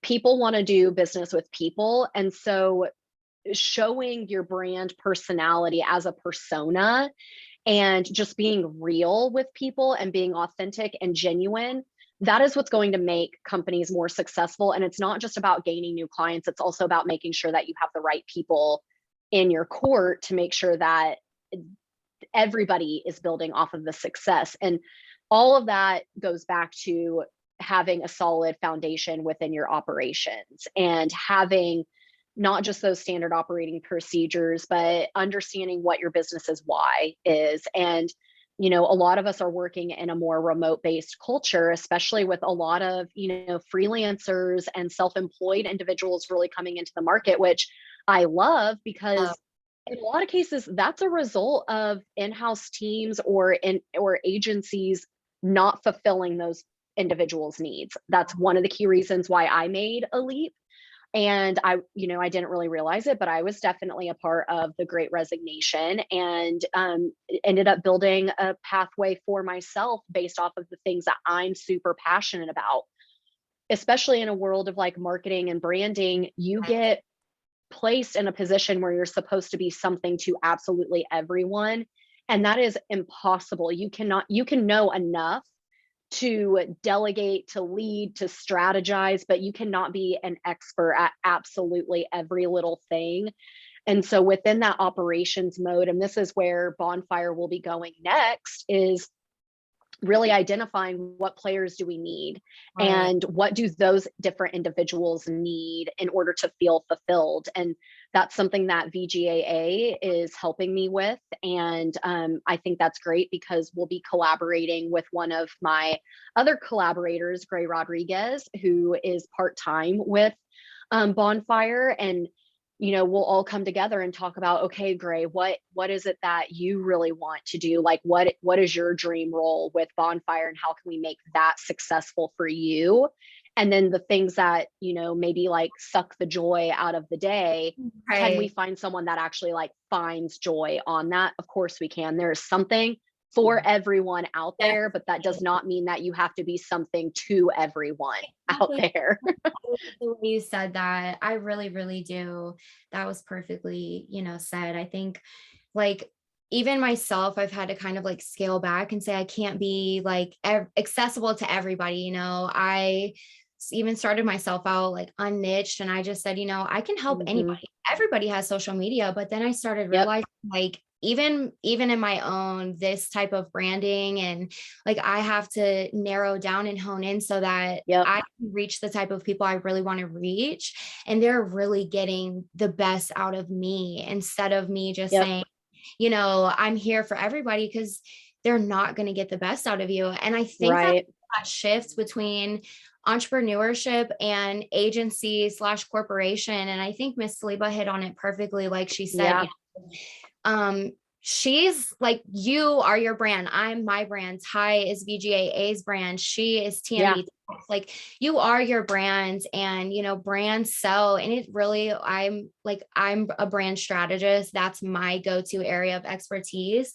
And I tell everyone, you can do all these things, but if your person is not showing up, it's not going to connect. Even if you have me as your social media manager or whatever, if you as a person don't want to come out of that shell and put your face out there and expose yourself to the world, your brand is going to be stagnant.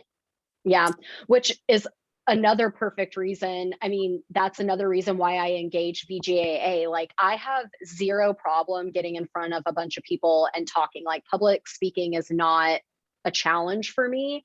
I'm jokingly talker walker. I'll make a friend in any room just because I love people. I love to talk with people. And especially when we're in like nerdy conversations like this, yeah, you know, but when it comes to my own personal social media or even my business's social media, it's the absolute last thing that I really want to think about. Like to be that like kind of curated persona online is not something that I'm great at. I'm good at talking to clients and developing that strategy for them, but I'm not really great about turning that back onto myself. And so that's something that like I've really, you know, I'm not the one that has to figure out the ideas. Like Britt, through just like talking to me, is coming up with, oh, you should talk about this story, or this was really cool. Like, let's put that on the calendar. And I mean, I got to tell you, like we had one conversation about it and already like the next 2 weeks of social media are scheduled. And she already worked with one of my collaborators to get graphics needed. And she's like, I need you to do this time lapse. I'm going to schedule it on your calendar. And I'm just like, oh, thank God, you know, because now I don't have to be the one thinking about it. And I have somebody else that is caring enough about the Bonfire brand that she's, you know, not to like play a pun on my own name, but she's lighting a fire underneath me to make sure that I'm walking my talk. And it's so appreciative. I see your platforms like coming more and more to life, and the ideas, vision, like it's there and it's being executed. And I just love that, you know, Britt and VGAA is a part of that. And I love that for you. No, I could sit here and pick your brain all day long, but I really want to let, you know, the other two guest speakers. We have to have other people on. you know, but the one final wrap up, you know, it's Women's History Month. And the one thing that I want to ask you, especially approaching your 1-year anniversary, is what is your proudest accomplishment? You know, I was kind of like stuck on thinking about this question in preparation, to be honest. And I think like it would be really easy for me to say, well, yeah, a year in business, like that's my proudest accomplishment. But honestly, I don't know if you'd categorize this as an accomplishment or not, but I would say my proudest moment or proudest experience in launching a business has really been just recognizing like how many amazing people I have in my network. And just that power of connection, just like taking it back full circle from the beginning of our conversation here, like the power of connection and just the amazing relationships that I have in my life of people who are challenging me, who are inspiring me, who are giving me different perspectives. And, you know, Ty and her team are certainly included in that. And I just, like one of the coolest things in launching the business was just how many people came out of the woodwork and said, congratulations, how can I help? And I'm the absolute worst at answering that question because I'm a service person and I just want to be like, oh, I don't know, like, how can I help you? You know? But that's also helped me. That's also made me recognize how to get out of my comfort zone and really like lean into those relationships. And I think prior to even launching my own business, I think I took a lot of those relationships for granted and didn't see the extreme value of how much of their connection to me has helped me become a better person. And so just like that in general has got to be like my most proud moment. It's a perfect answer. I really do. Like I tell Ty every day, if it was not for her and her support and just like her mental, that I know like she has my back and I have her back. Like we tell each other 3 times a week. Like if it was not for you, we could not keep going. So yeah. Welcome to the love fest of you, Ty. Hi, ladies. Oh my God. You are killing it. You guys have such good chemistry. I've been waiting to have you guys connect for a long time. Super. Well, thank you for making the connection. Yes. Thank you so much. I know Jordan has to run, but there was one question on Facebook. It says, do you consider yourself a creative? If so, how do you nurture your creativity and where do you get creative influences from? Good question. That's a great question. You know, I think for a long time, because of the kind of roles that I've played in teams, I've never considered myself a creative. but I definitely do. I'm not going to be the person that can sit down and design something beautiful like what Megan can probably do. But I do consider myself a visionary. I do consider myself an idea generator, to where I can give that, creative direction as needed. And I can kind of set the vision for what I think could be. But ultimately, I tend to get my inspiration more from just taking a step back and giving myself brain space to think. And that's where the outdoors really. Oh no. I messed up the Wi-Fi. Oh no. Let's see if she comes back.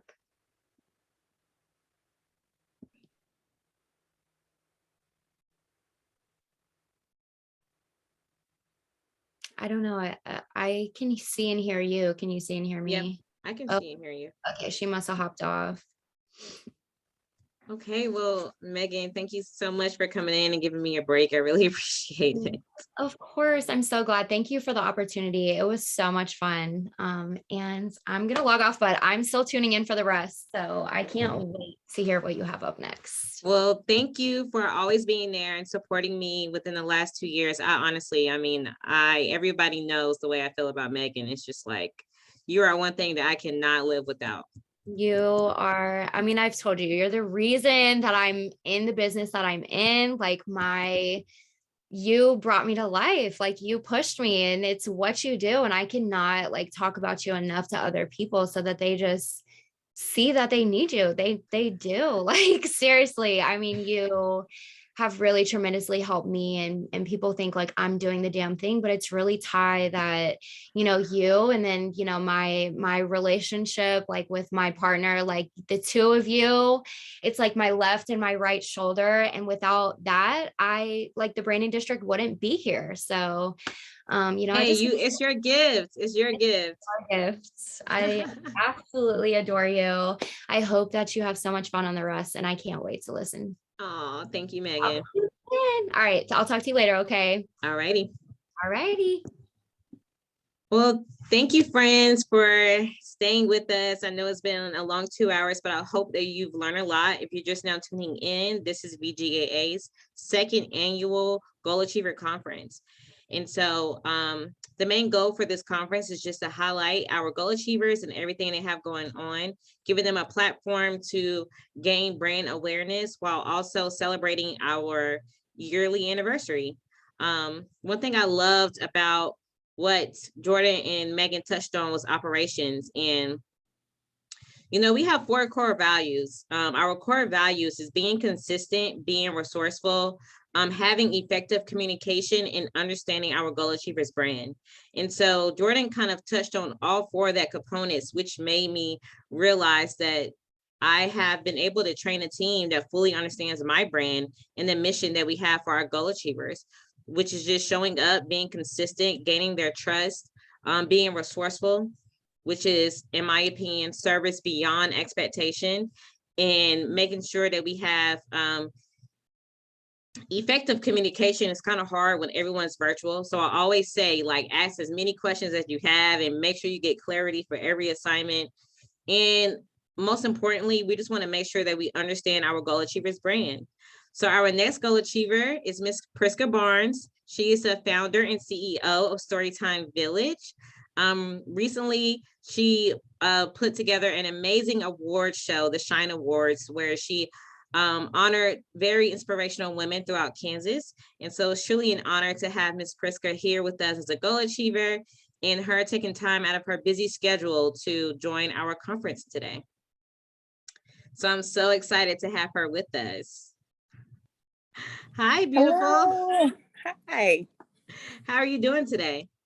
I am doing great, and I have been watching since the beginning.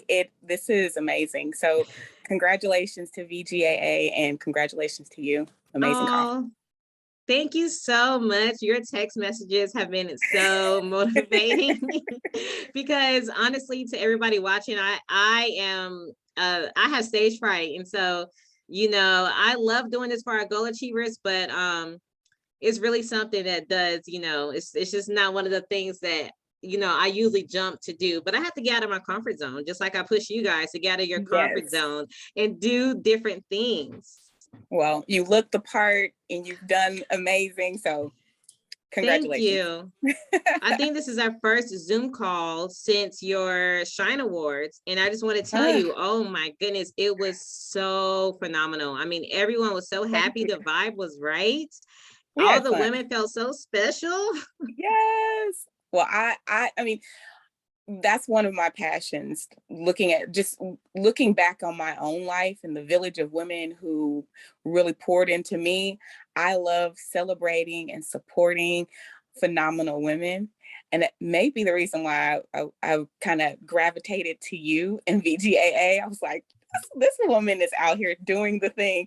And so I like to be connected to amazing women. So, hey, why can't we have a party to celebrate phenomenal women? So that was so much fun. We had a blast, and you saved the day. You had some parts in there that just saved the day.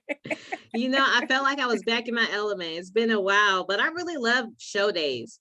Show days can be very intense, but it's like my favorite part of everything. But you have so much grace in it. You act like, oh, it's nothing. Just give me 10 minutes and I'm going to have this. I was like, thank you. Because that is what you need. When you're in an intense moment, you need someone that's going to be like, girl, got this. Go do what you do best. That makes me feel confident that, I'm with the right folks. It was important to me to make sure that you could enjoy your special moment, because it was special for the women that you honored. But, putting on events is a lot of work, and it really was a time to showcase you and everything Storytime Village has going on. So I just wanted you to be able to mingle, relax, take pictures, dance. I'm like, don't even ask her any questions. I will find whatever I need in her emails, in her Dropbox, in her Google Drive. I was like, thank you. No, it was really a great time. And I will say that from the very beginning, when I first met you, you have always just stood on being a woman who supports women and a woman who loves women. Just the way you talk about your family when I first met and how you wanted them to be included in everything that you accomplish in life. I just love the way that you just love on your mom and her sisters and your cousins. And it's just beautiful to me. Well, thank you. And I feel like they imparted in me. And then I don't have any children of my own, but I have a little niece, and she is always looking at me. She's the future. And I want to give, I have to be careful what I do, what I say, where I go, because she's a sponge. And so I want to impart, everything that was given to me into her. So, and then other children and other young women and other, women who are doing great things. I like to say either I'm going to lock arms with you and support the work that you're doing, or, whatever I can do to be of service. I want to do that. I will say the women in my life, my mom, my mentors, they have really just helped shape me be the woman that I am today, because I can honestly say I am not a product of my environment, and just having that outside of like having teachers, but I feel like all kids, young Black girls, need the type of mentorship and the type of leadership that you represent and you give. Well, thank you. Look, my mom, she is an amazing woman, and she is one of 7 sisters. There's 7 girls.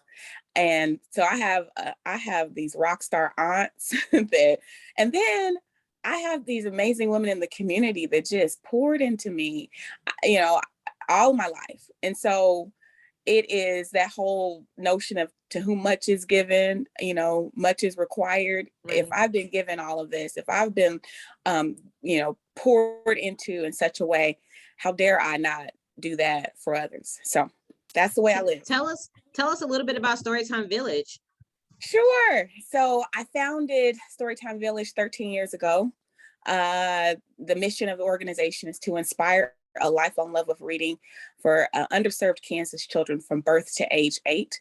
And we look at that birth to age 8 because before 8 years old, you're learning how to read. And then something just happens in the brain where then you're just reading to learn. And if you don't have those basic fundamentals by the end of third grade, then there are so many statistics and that are negative, what we don't want our children to have to face. We want them to not be a statistic. We want them to be successful and have all the tools to be great in life. And so our organization, we have 4 pillars. We look at that early literacy. We look at family engagement, access to books. We put books into the hands of the children that need the most. And then advocacy and awareness. The community needs to know what the challenges that our children are facing. If they don't know they could be a part of the solution. And so we do a lot of work in advocating for the literacy issue, advocating for these children. And then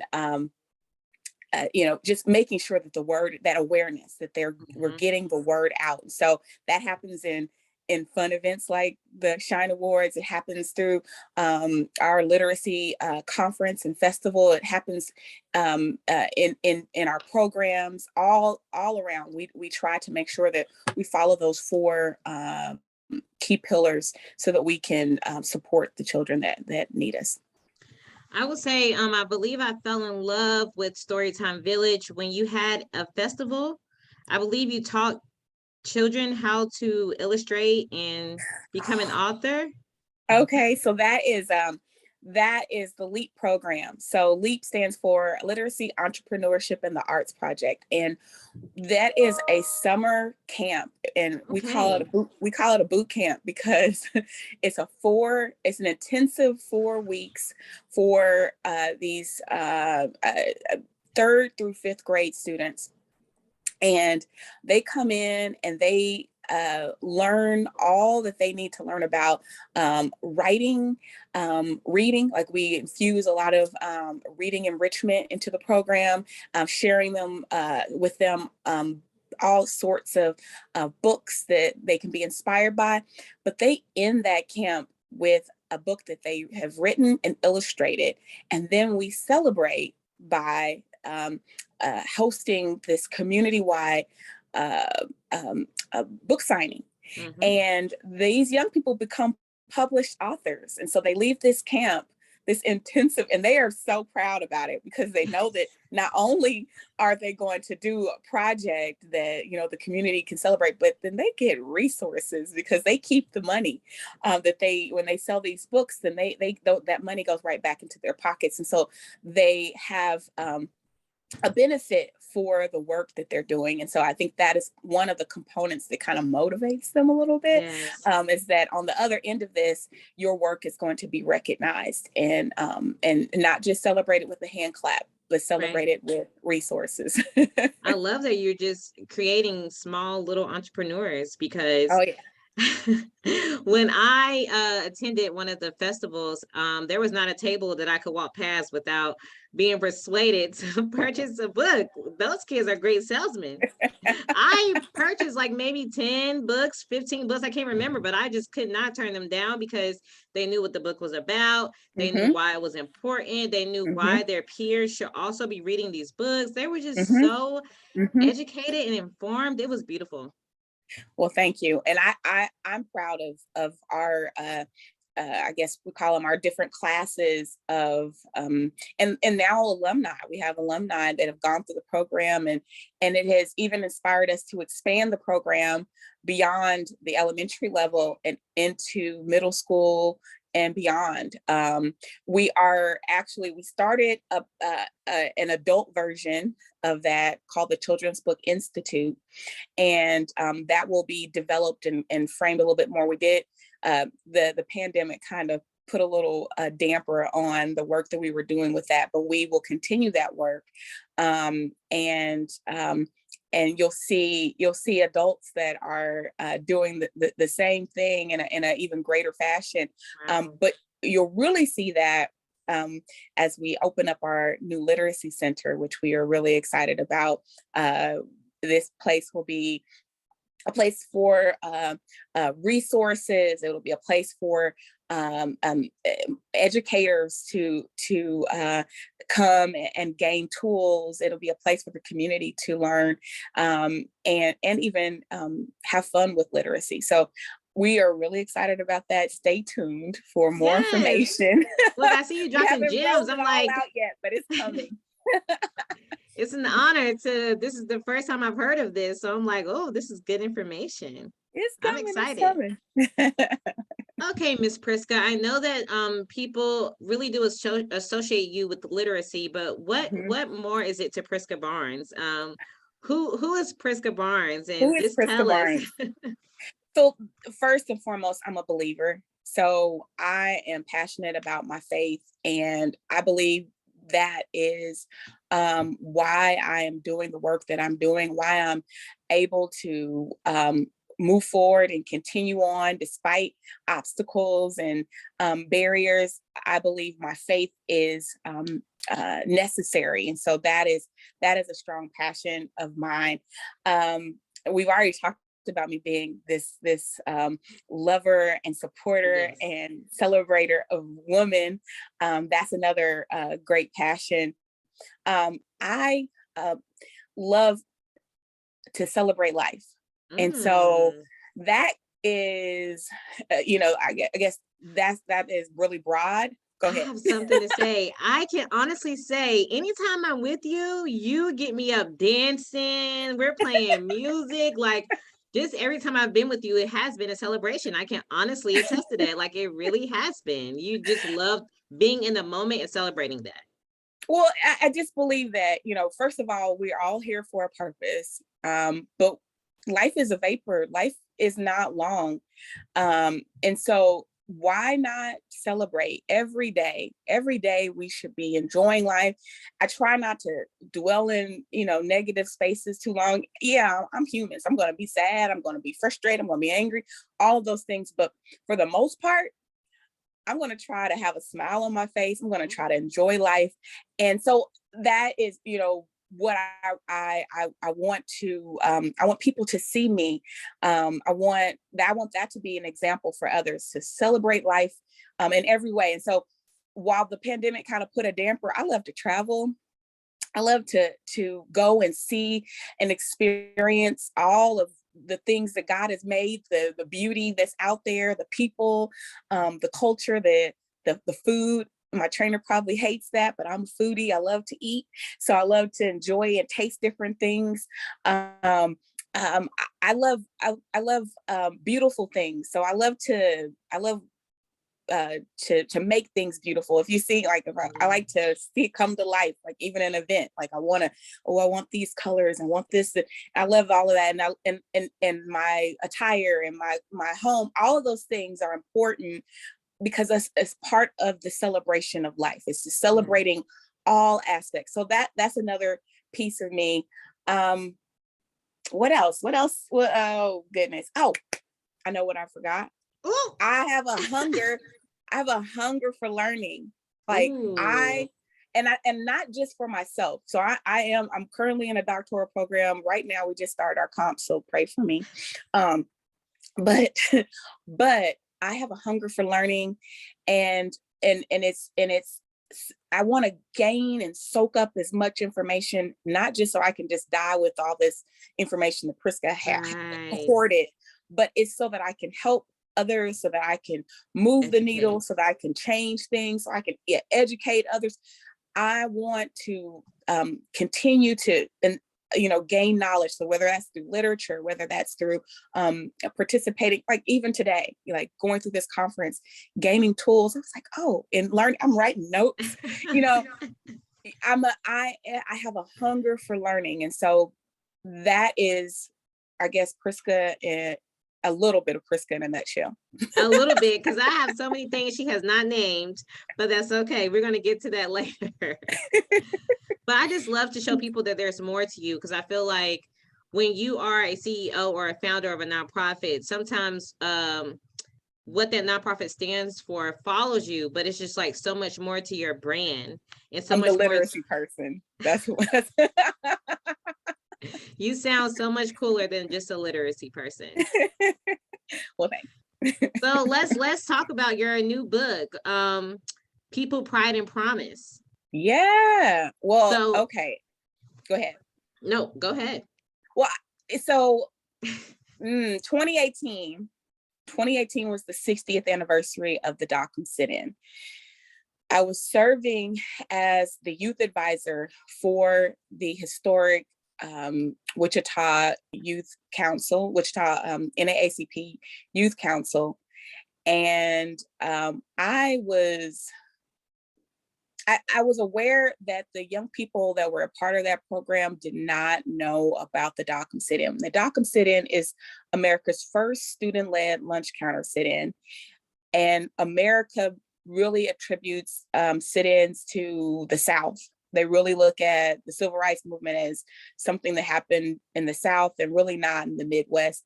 But we know that so much happened in the Midwest. We have the Brown v. Board of Education. We have, Little Rock, Arkansas. We have all these things that were taking place, but we are not given that,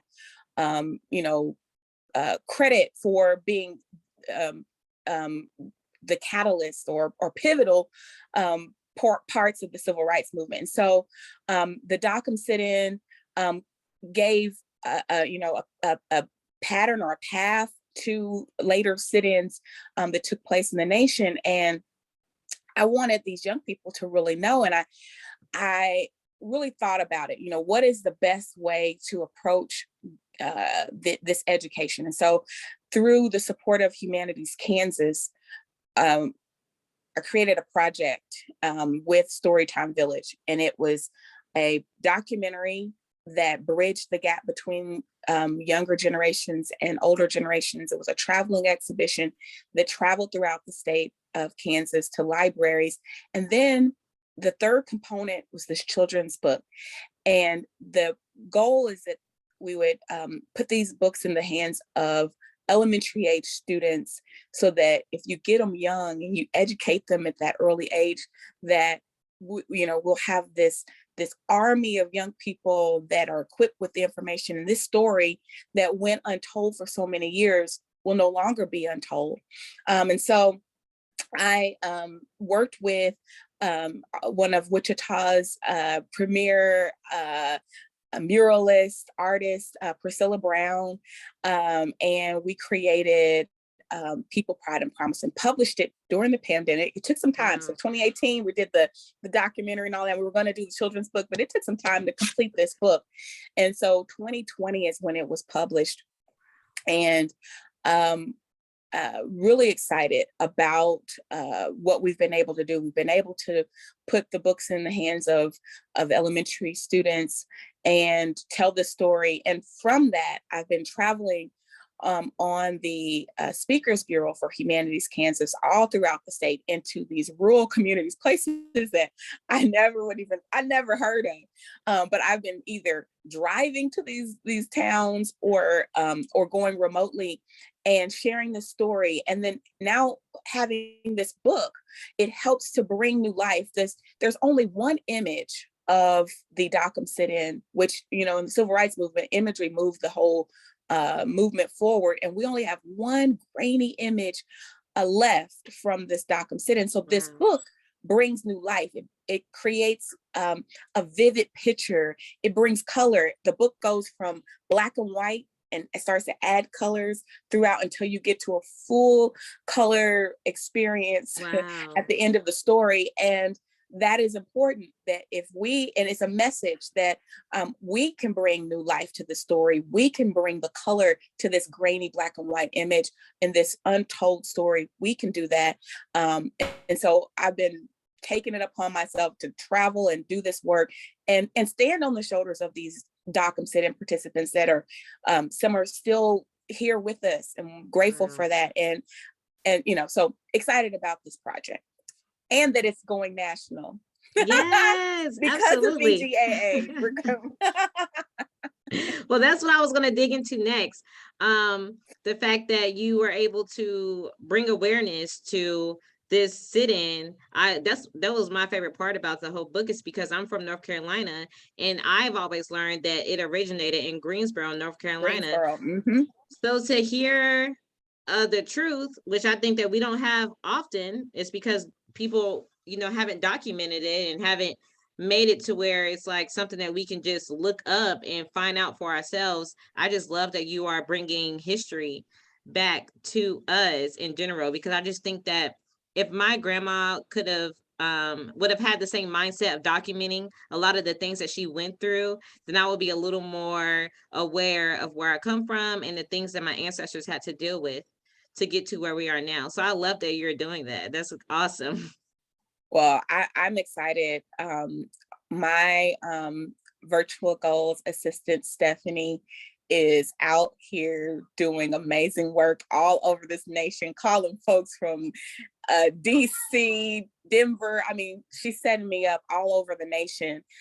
We just had a conversation last night, and she was like, Denver is ready for you. Like, there's a lot of folks that are calling and ready, but putting together this nationwide book tour.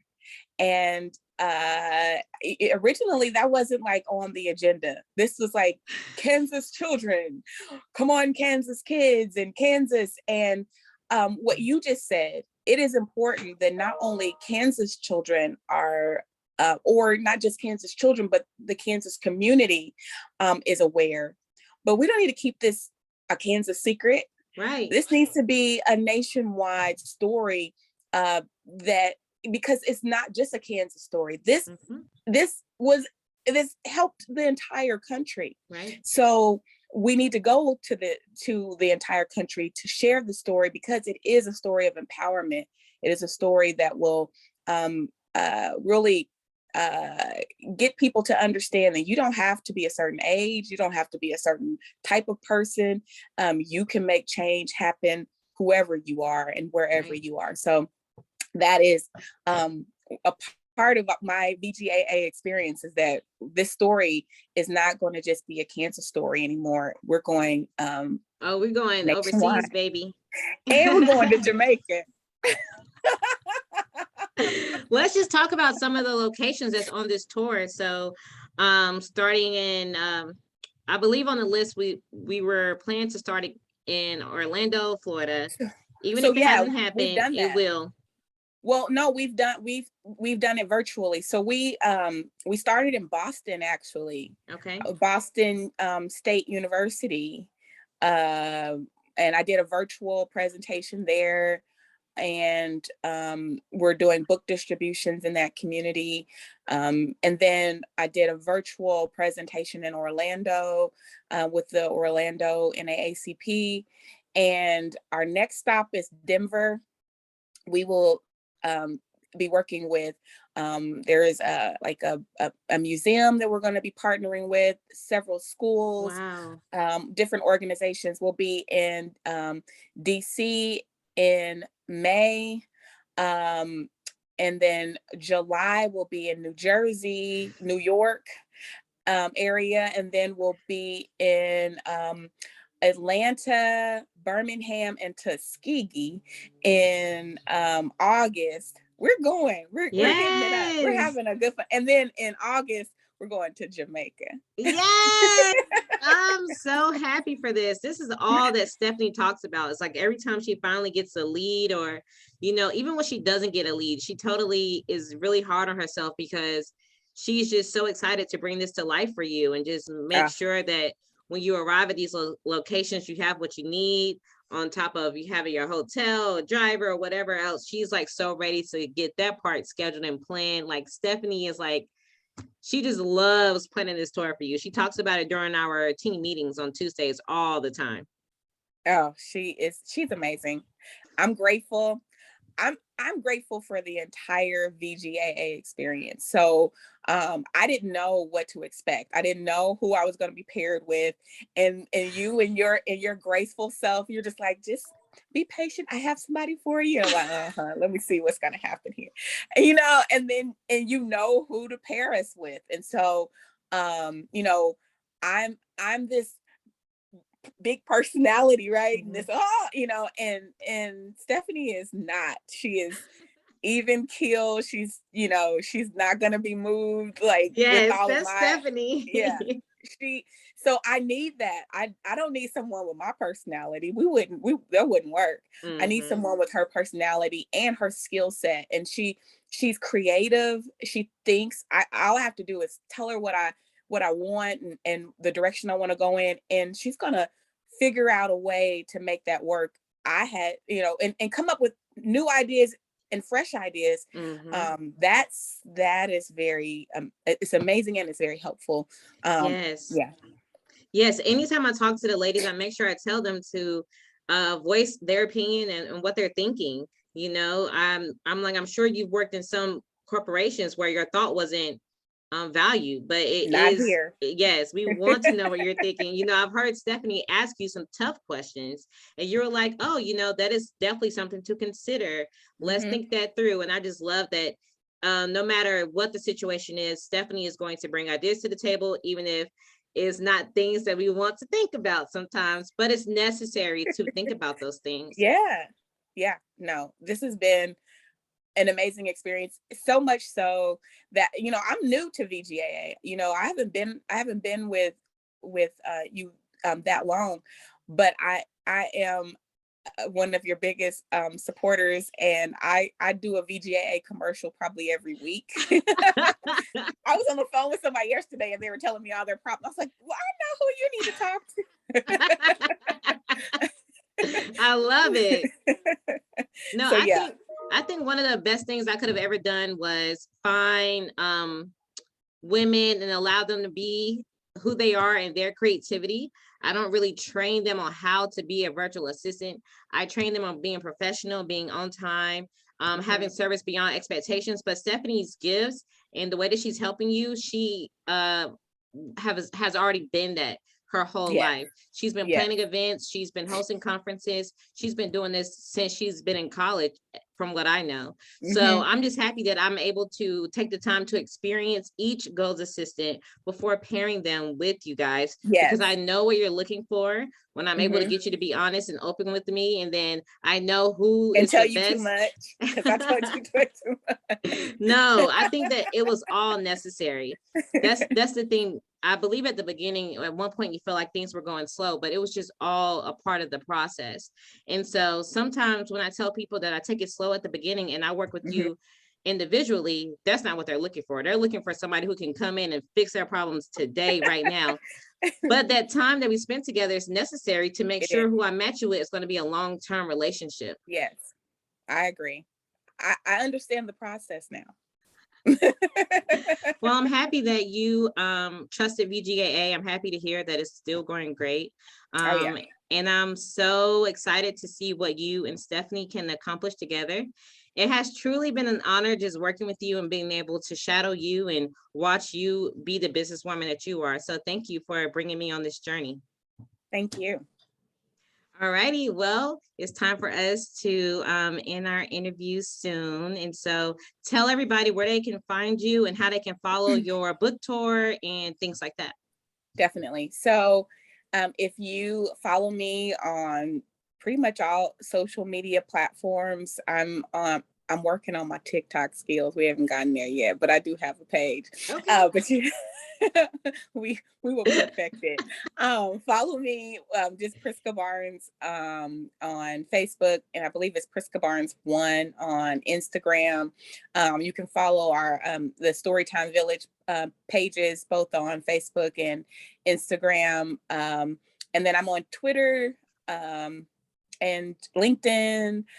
So just look for me on pretty much all social media platforms. Storytimevillage.org is our website. So and looking forward to seeing the growth of VGAA. I know this is year 2. I'm excited to be a part of year 2 and year 3 and on.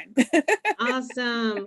Yeah, friends. I'm sure everyone watching is located from different areas of the country. So be sure to tap in with Miss Priska. Check out the tour dates on the website. Oh, You might see yeah. me with Priska. You might see Stephanie out with Priska. You just never know. So be sure to support us, and we're coming to a city near you.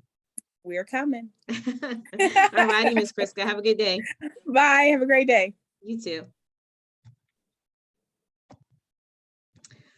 Well, hi, friends. So Priska Barnes was our last speaker for our conference today. As I said before, this is our annual Goal Achiever Conference. And so if you would love to learn more about VGAA, how your business can benefit from our services, feel free to book a free consultation on our website at vgaallc.com.